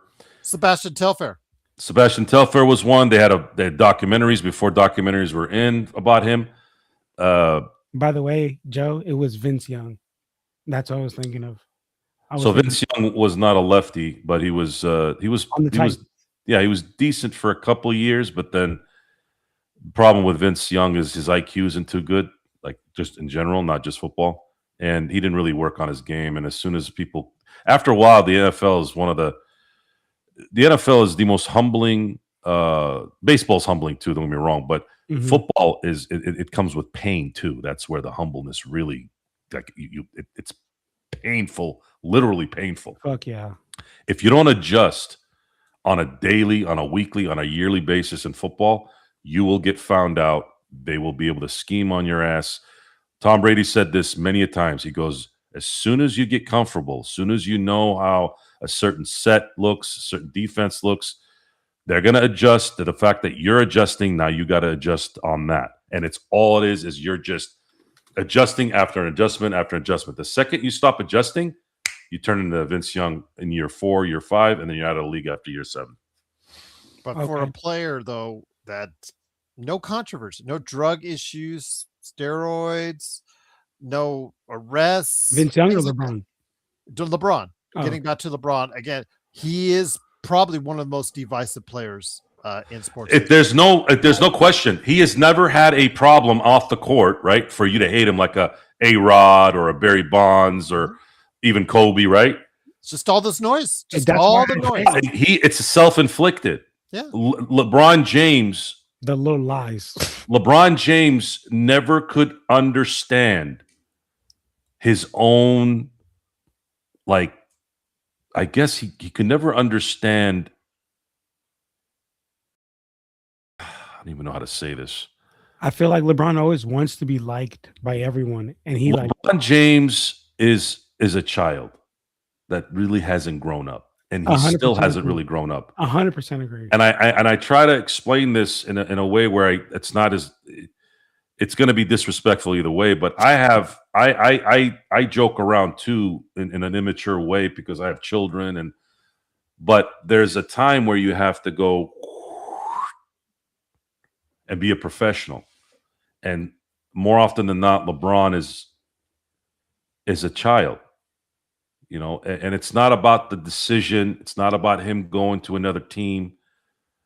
I still to this day cannot figure out why people were so upset, other than Cleveland fans, about leaving, and why everyone's like, well, this guy stayed and that guy stayed. I'm like, well, you can't really use that excuse because it's a different era. Michael Jordan threatened Reinsdorf. This is not a lie. If Reinsdorf wasn't going to pay him 30 mil, he said, I'll go to the next. He didn't even say another team. He goes, I will go to a division rival. Like, I'll go to Cleveland. I'll go to, Detroit, right? Like, I'll go to another, and I will make your life a living hell. And of course, Reinsdorf, there's no way he would have done that. The only way, and Reinsdorf's not an idiot, the owner of the Bulls at the time. He knew, he goes, the only way I can get Jordan without him going somewhere else is I got to take everybody else out. He's a shrewd businessman.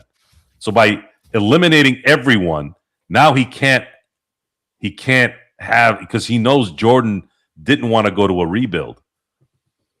So a lot of stuff, guys, that we think is, everybody thinks all the stuff that we see today happened. This just happened a year ago, guys. We've been dealing with this stuff. It's just that we know more about it now because of social media. Because now we have schmucks like us online telling you it's human frailty, human ego, human insecurities have never changed. It's just that you know about it now, and technology advances it. That's it. Hey, LeBron James is, if I'm to advise LeBron James, I would step out of yourself a little bit and actually retire at the end of the year. No way it happened. I think you would surprise a lot of people if you did that. You didn't go around getting your chocolates and your flowers and your plaques. You go into the end of the year, you killed yourself to do well with the team. Let's say the Lakers bow out in the second round, and then retire. Go out with something that's been different with LeBron. Put a stamp on the narcissistic personality that you do have, and kind of put an end to it, to the public, and go off in the sunset in a different way. Go out like Tim Duncan did. Tim Duncan didn't announce his retirement. He just announced his retirement when he was done. Yeah, he's not doing that though. We all know he's not doing that. And shout out El Rosto, because I agree. I do think that LeBron was like the reason for player empowerment. Well, one of the biggest reasons, in my opinion. But now we're getting on a whole nother topic though. Well, I will say this again. Great to have you guys here again. It is Joe Soro from the Joe Soro Experiment. John Coster from Clutch Talk and Lakers Corner. The Lakers do win 142-111. I do want to mention that Rogelio put in there, as far as on our emailed me at LakersFastBreak@yahoo.com. Reggie Theus is just like Dantley here in Chicago before Jordan got here. He wanted to, that's what you were marking earlier, Joe, in regards to Adrian Dantley, as far as is concerned. But when it comes to LeBron, Reggie Theus was like that, really?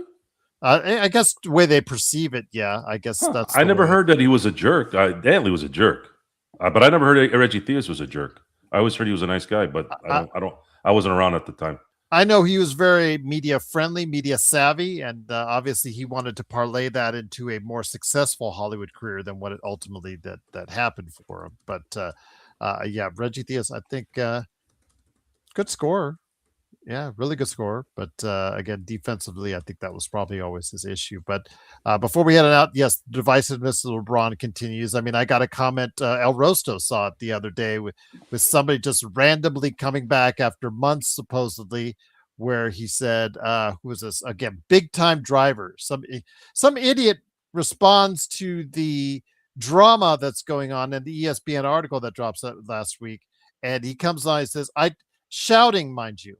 Shouting when he does this, as far as he puts it there. I told everyone at the beginning of the season, LeBron needs to go look at God.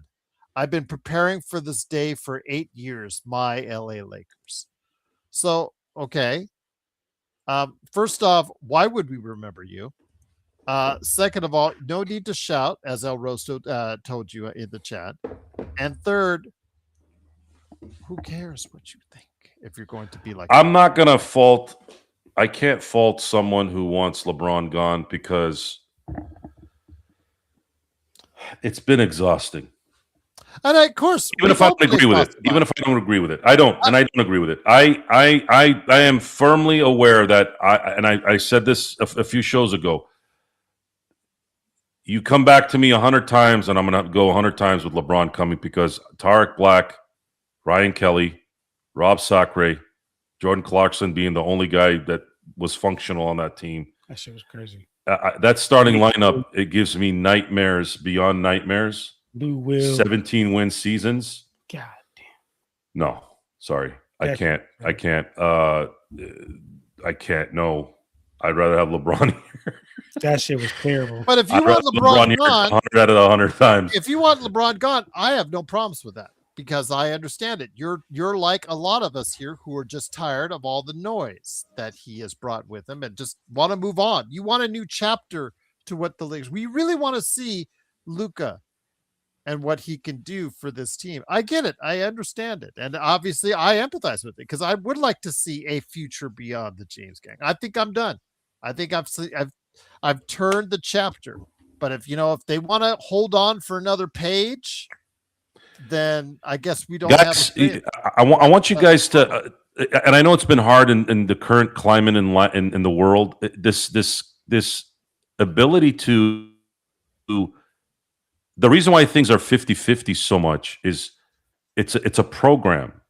You're supposed to be all on one or all on the other. That's a scam. They're just because I criticize someone, it doesn't matter what it is, if a LeBron James, a family member, a friend, just because I criticize them or criticize someone doesn't mean I don't like them. I have friends from all walks of life. But it's not personal. We don't know these people. So it's not personal. But let's talk about those who are personal. Your friends. You have friends they have different ideals, right? Like I have friends that watch Star Trek. Guys I grew up with that are still my friends, like almost 40 years. These guys were Star Trek geeks. I'm talking about guys I hung out with every day. Every single day I hung out with these guys at school. And I hung up. Well, I'm going to get to my point here. Every day I hung out with these guys. Weekends we hung out at our houses, whatever, right? Growing up. Two of them watched Star Trek. I didn't. I thought it was stupid. So, that explains everything, John. That explains everything. I'm trying to make a point that just because you're tight with somebody doesn't mean you guys have to basically hold hands and go to the bathroom together and eat everything the same. You're not twins. You're not like even family members don't do that shit. So even brothers and sisters or brothers and sisters do that. No, we're different, right? So if I disagree with your value of something or how you handled something, it doesn't mean that this guy now is a hater and he's against everything. No, I'm not against LeBron James, the basketball player, really 99% of the time. The 1% is what was driving me nuts up until a couple of years ago when he stopped doing it, was passing when the ball needed to go in the basket. He was doing it too much, and I got sick and tired of hearing this stupid shit. Well, he's making the right play. Bitch, the right play is getting the fucking basketball in the hoop. You want to call yourself the GOAT? The right play is getting the ball in the basket. Now, if you make the pass and he hits it, then he made the right play, like he did in Toronto. But if you keep missing that shot, whether you're passing or shooting it, now I'm going to start questioning, are you really the GOAT? Do you think Jordan passing to John Paxson, passing to Steve Kerr, and them making it, you don't think that mattered? What if they miss? If John Paxson misses the shot in Phoenix in Game 6, you know what happens in that series? It's going 7, and they're playing in Phoenix. Game 7s, anything can happen. When Kerr hit the shot in 97 against Utah, if he misses that shot, does Kerr's career go to shit? Yes, it does. The right play is getting the ball in the basket. Okay. What just happened to Joe? That's got him. So be careful when he comes back. I think he made it. I think his rant was so bad he shut himself off. That is so funny. You were in rhythm too. Huh? I didn't even do anything. Everything's good. We didn't do anything. Continue, Joe. Maybe maybe the electricity You were beamed gods. out. You were beamed out like in Star Trek. So I shit on Star Trek, and they were trying to beam me out. Yes, Okay, I beam get it. you out, Scotty. Beam you out. Okay. Anyways, so look, we're getting close to the end here tonight, but I'm gonna continue to enjoy the games, and guys like Luka and of course LeBron make it exciting to watch a Washington Wizards game, because watching LeBron actually last few games, flying high and dunking on everybody, that's pretty crazy. It's pretty cool to watch it. We just saw Djokovic beat Sinner in a 5-set thriller. He's 38. Like, him and LeBron are marvels. Sorry, Mark, I know you don't like Joker, but it's amazing to see greatness. It is. And you want to appreciate greatness when you see it. But still, guys, as much as I love watching greatness from LeBron James, the needle is starting really to say it's time to move on. And it's actually always better to move on a little bit before you have to than when it's too late. Because if you don't do that, then what happens, Gerald? Overstay. What happened after Kobe retired? People drag your name in the mud. We have to wait for LeBron to come. And the thing is, though, Joe, that's the one other thing I'll close with. It's just that because we see responses on that as far as from people don't like LeBron, people that do like LeBron, but the people that don't like LeBron always seem to have or a lot of times seem to have a comparison to Kobe. They always try to compare Kobe to LeBron. Again, El Rosto and I were interacting with this one idiot who is on there coming, like months later saying, "Oh, see what I told you guys?" No, we don't care what you told us. But again, Kobe. That's great that you love Kobe. That's fine if you don't like LeBron. If you do like LeBron, that's great.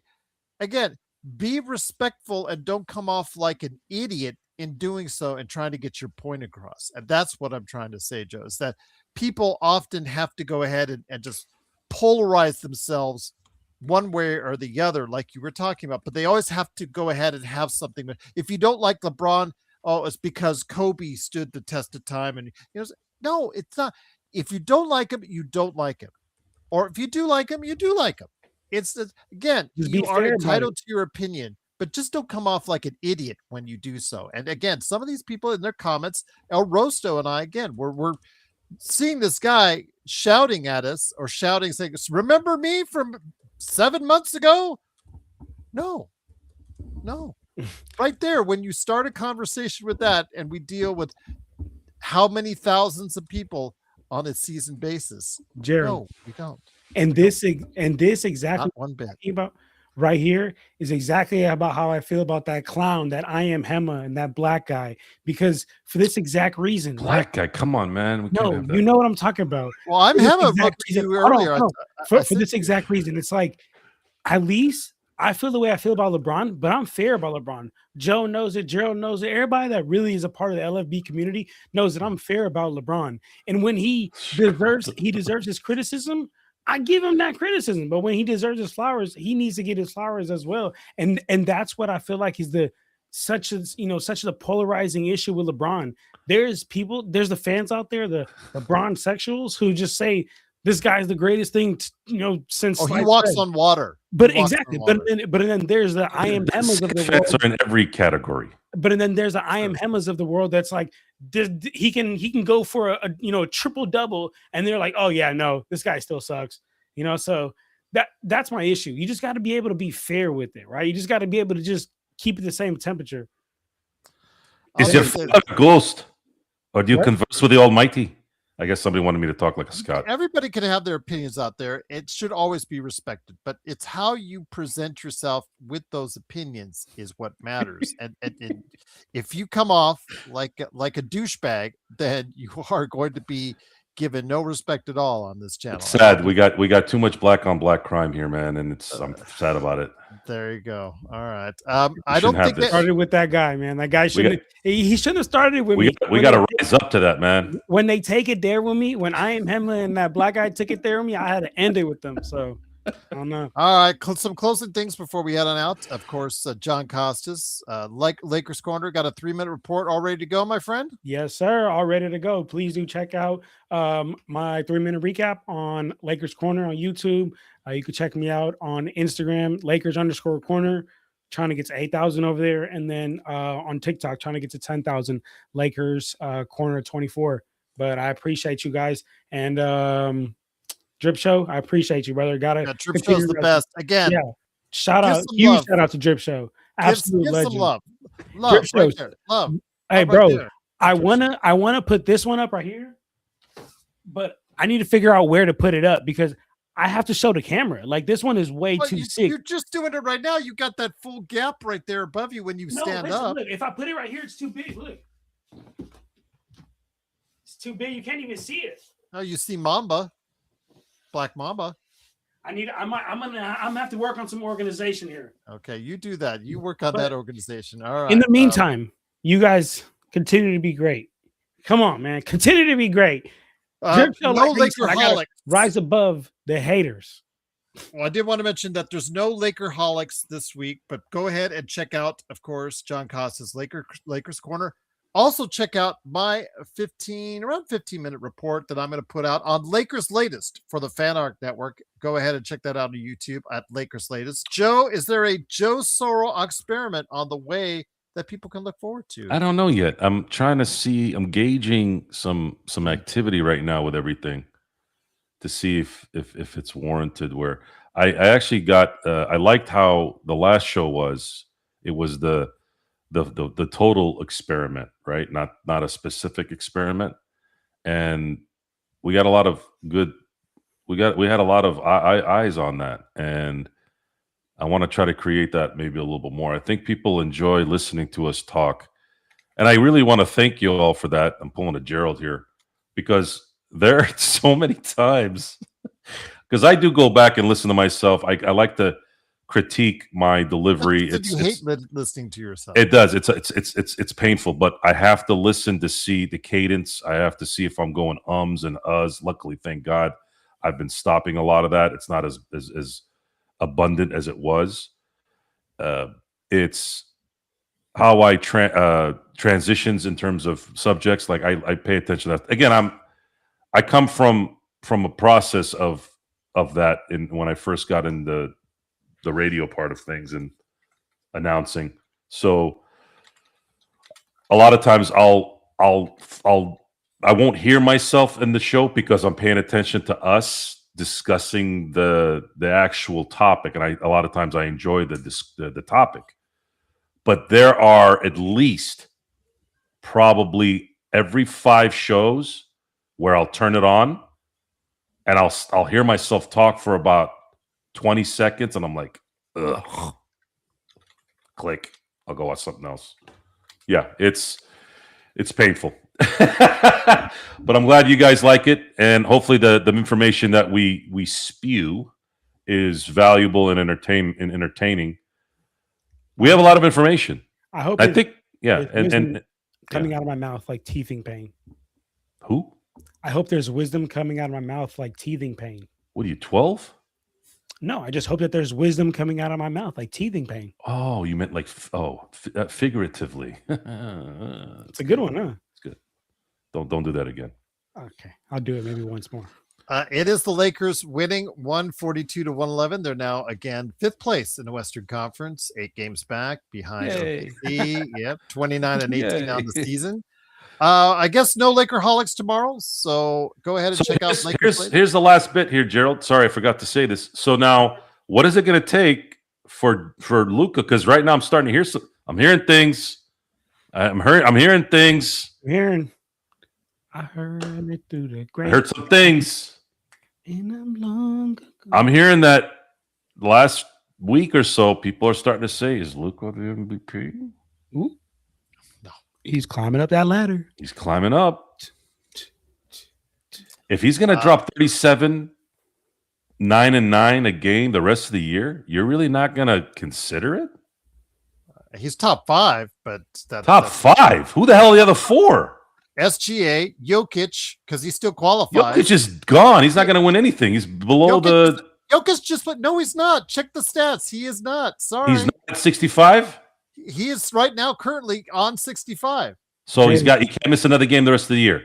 Thereabouts. I think he might be one ahead. I think he's toast. He's not gonna play the rest of the year. There's no way. All right. Well, we'll see. So who's the other three? Cade Cunningham. Oh God. Wisdom coming out of my mouth. Leading the Eastern League. It's SGA at this point. And only because he's a 1 seed and everybody jerks off on Brown? that. No, come on. Oh, okay. Don't be crazy. Come on, don't be crazy. Again, Luka's in that top 5 conversation for MVP. That's definite. I already had that conversation earlier this week. So yes, it is SGA right now, unless he gets hurt. Now, if he gets hurt, then all bets are off on that one. But again, it is the Lakers fast break, 129-118. The Lakers win as they head to MSG. Why not? Jay, tell us, Cunningham. Joe, do you really know basketball? Yeah, I do. You're putting Cade Cunningham in front of Luka? Right now, there are a lot of people who are. Because he's a 1 seed in the shit East? All right. What do you think he'd do if you switched Cade and him? All right. We'll see who votes for who. I'm not saying he's going to win because there's never been a Laker MVP that wasn't a 1 seed. But all these assholes who pick these MVPs because of seeding should go in the same trough that these assholes first in the East belong in that didn't vote for Belichick to be in the Hall of Fame. 5th in the West. The Lakers are 5th in the West, Joe. 5th in the West. 5th in the West that's competitive, and they're like a game behind the 2nd and 3rd. So you don't think that people... Who's the best player in the NBA right now? Luka Doncic. The best player in the NBA? MVP. I would 100% take Luka as the best player in the NBA right now. Over Jokic. Mm-hmm. Jokic is hurt. I would take Luka Doncic. Jokic's just playing tonight. Jokic. He's been hurt for 3 weeks? And I mean, I'm biased, but I'm 100% taking Luka Doncic. By the way, the MVP ladder, like as we speak, I'm looking at it right now. And unless I'm looking at the wrong one, it has SGA number 1, Luka number 2, Jokic number 3, Wemby number 4. And again, it's an opinion thing. 100%. So again, Jokic does still qualify for 100%. But I just think, and it's like I was talking about one of my friends, Luka Doncic is the reason we're even here in this 5th seed, right? And he's leading the league in points per game and leading the league at getting to the line. I'm gonna be honest with you, he's dragging our team even here. If we were not here, I've said this before, we'd be in the 16th. I just think you guys again. Imagine if we had Anthony Davis still. I think you guys got to understand that not everybody has a bias towards Luka right now. No, Gerald, I understand, but I'm got to be cognizant. That's why I said I have a bias, but what I just gave you is not biased though. He is leading the league in points per game. He is leading the league in getting to the line. And what I'm telling you is that he's the fact that we're here at this 5th seed, and we can all testify to that. If Luka was not here, we'd be in the 16th seed. So what did you project your team? What did you project the Lakers to be this season? At the beginning of the season, I said at best they are going to be a 4th seed. At worst, they are going to be the 6th seed. So they're right around your expectations. They're right around my expectations. I haven't lost. What did you predict Detroit to be this year?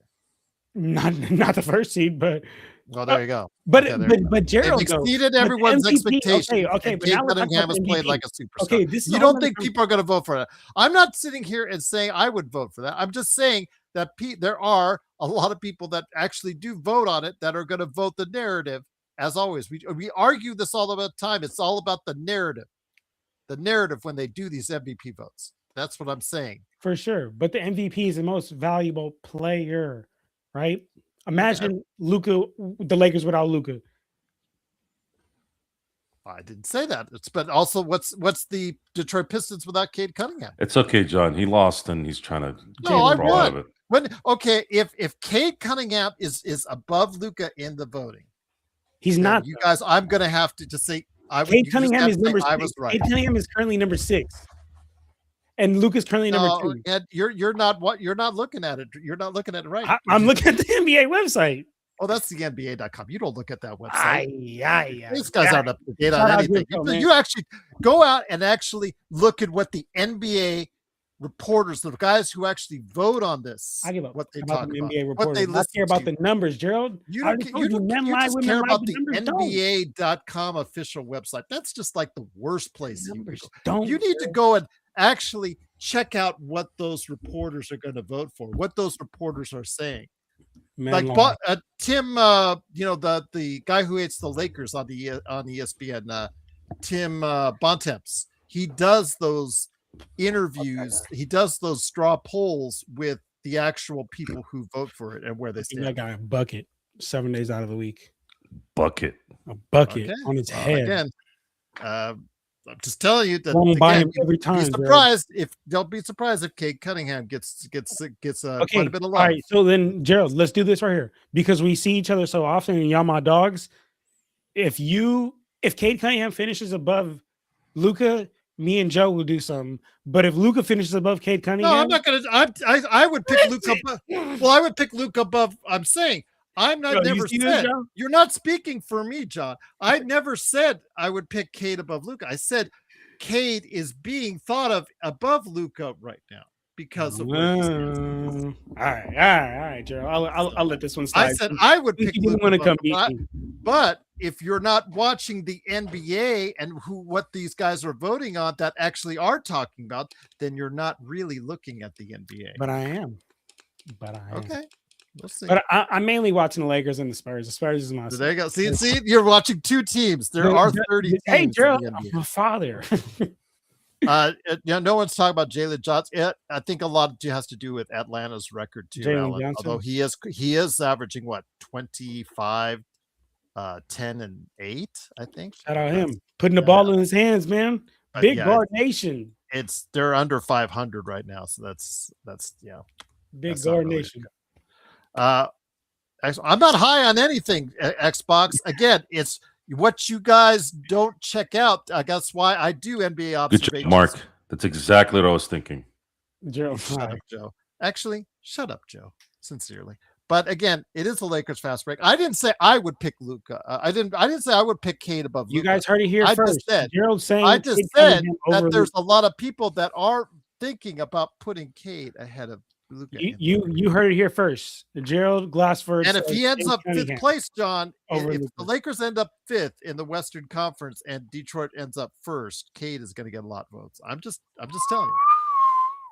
Not if he doesn't lead the league in scoring. All right, I'm like, okay. Then again, if we have a show like that, I'm just going to say, you know what? The proof's right there. Gerald will lose the argument and tell everybody he won it.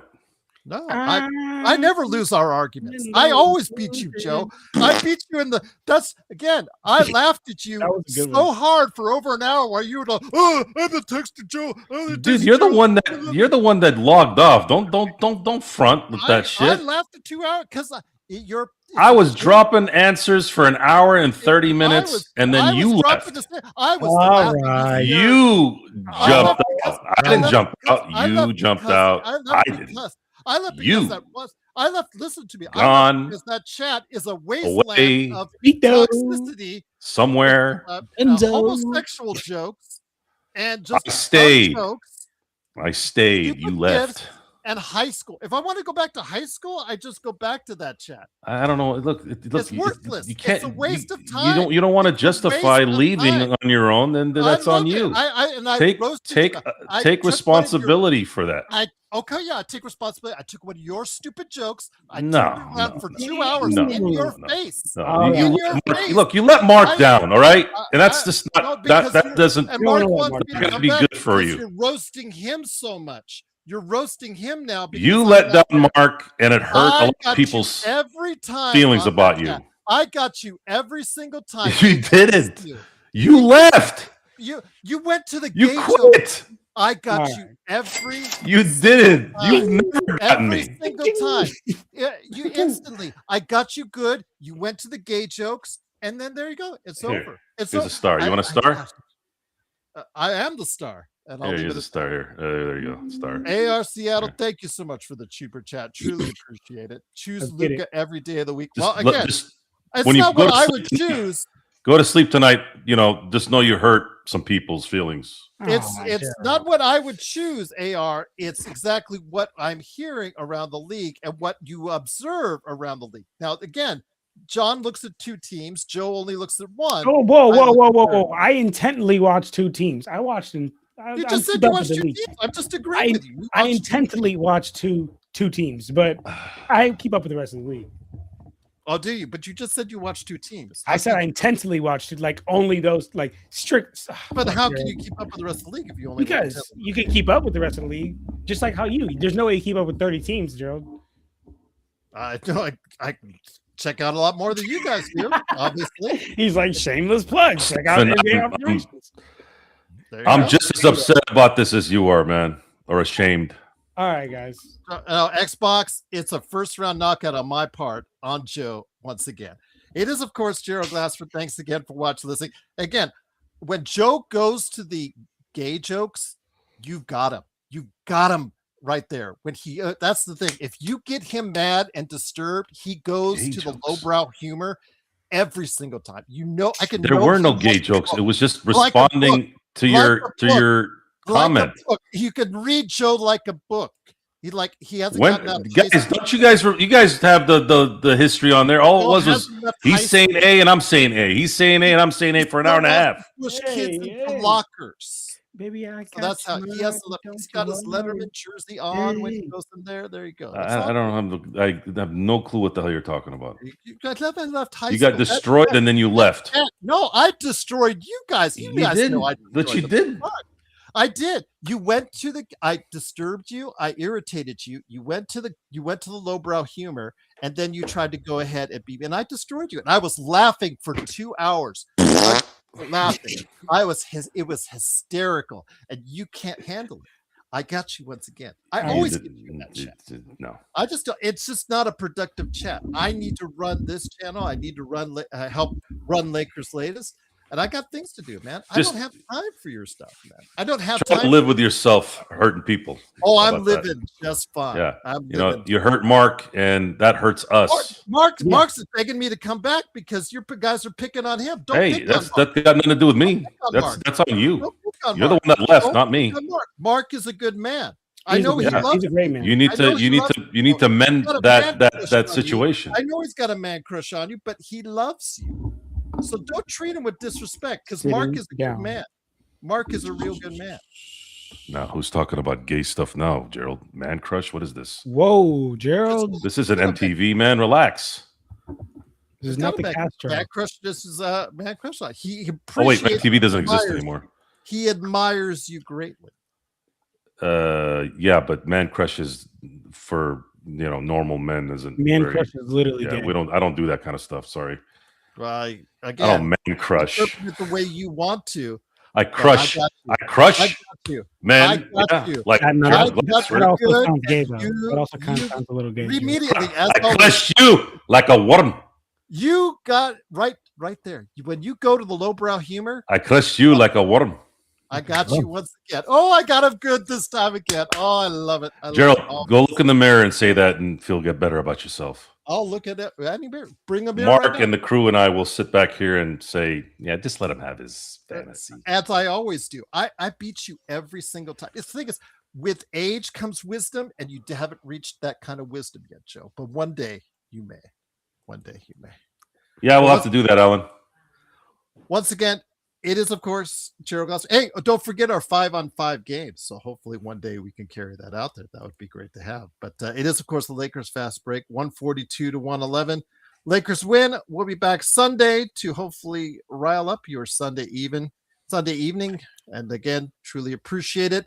So for everyone out there, for John Costa, Lakers Corner, Joe Sorrell, the Joe Sorrell Experiment, it's Gerald Glassford.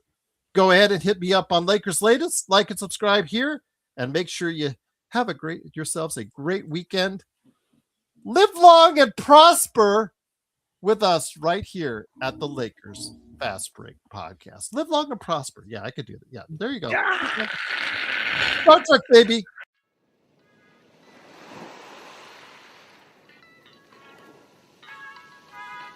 Yeah. Touch into my mouth, down into my belly.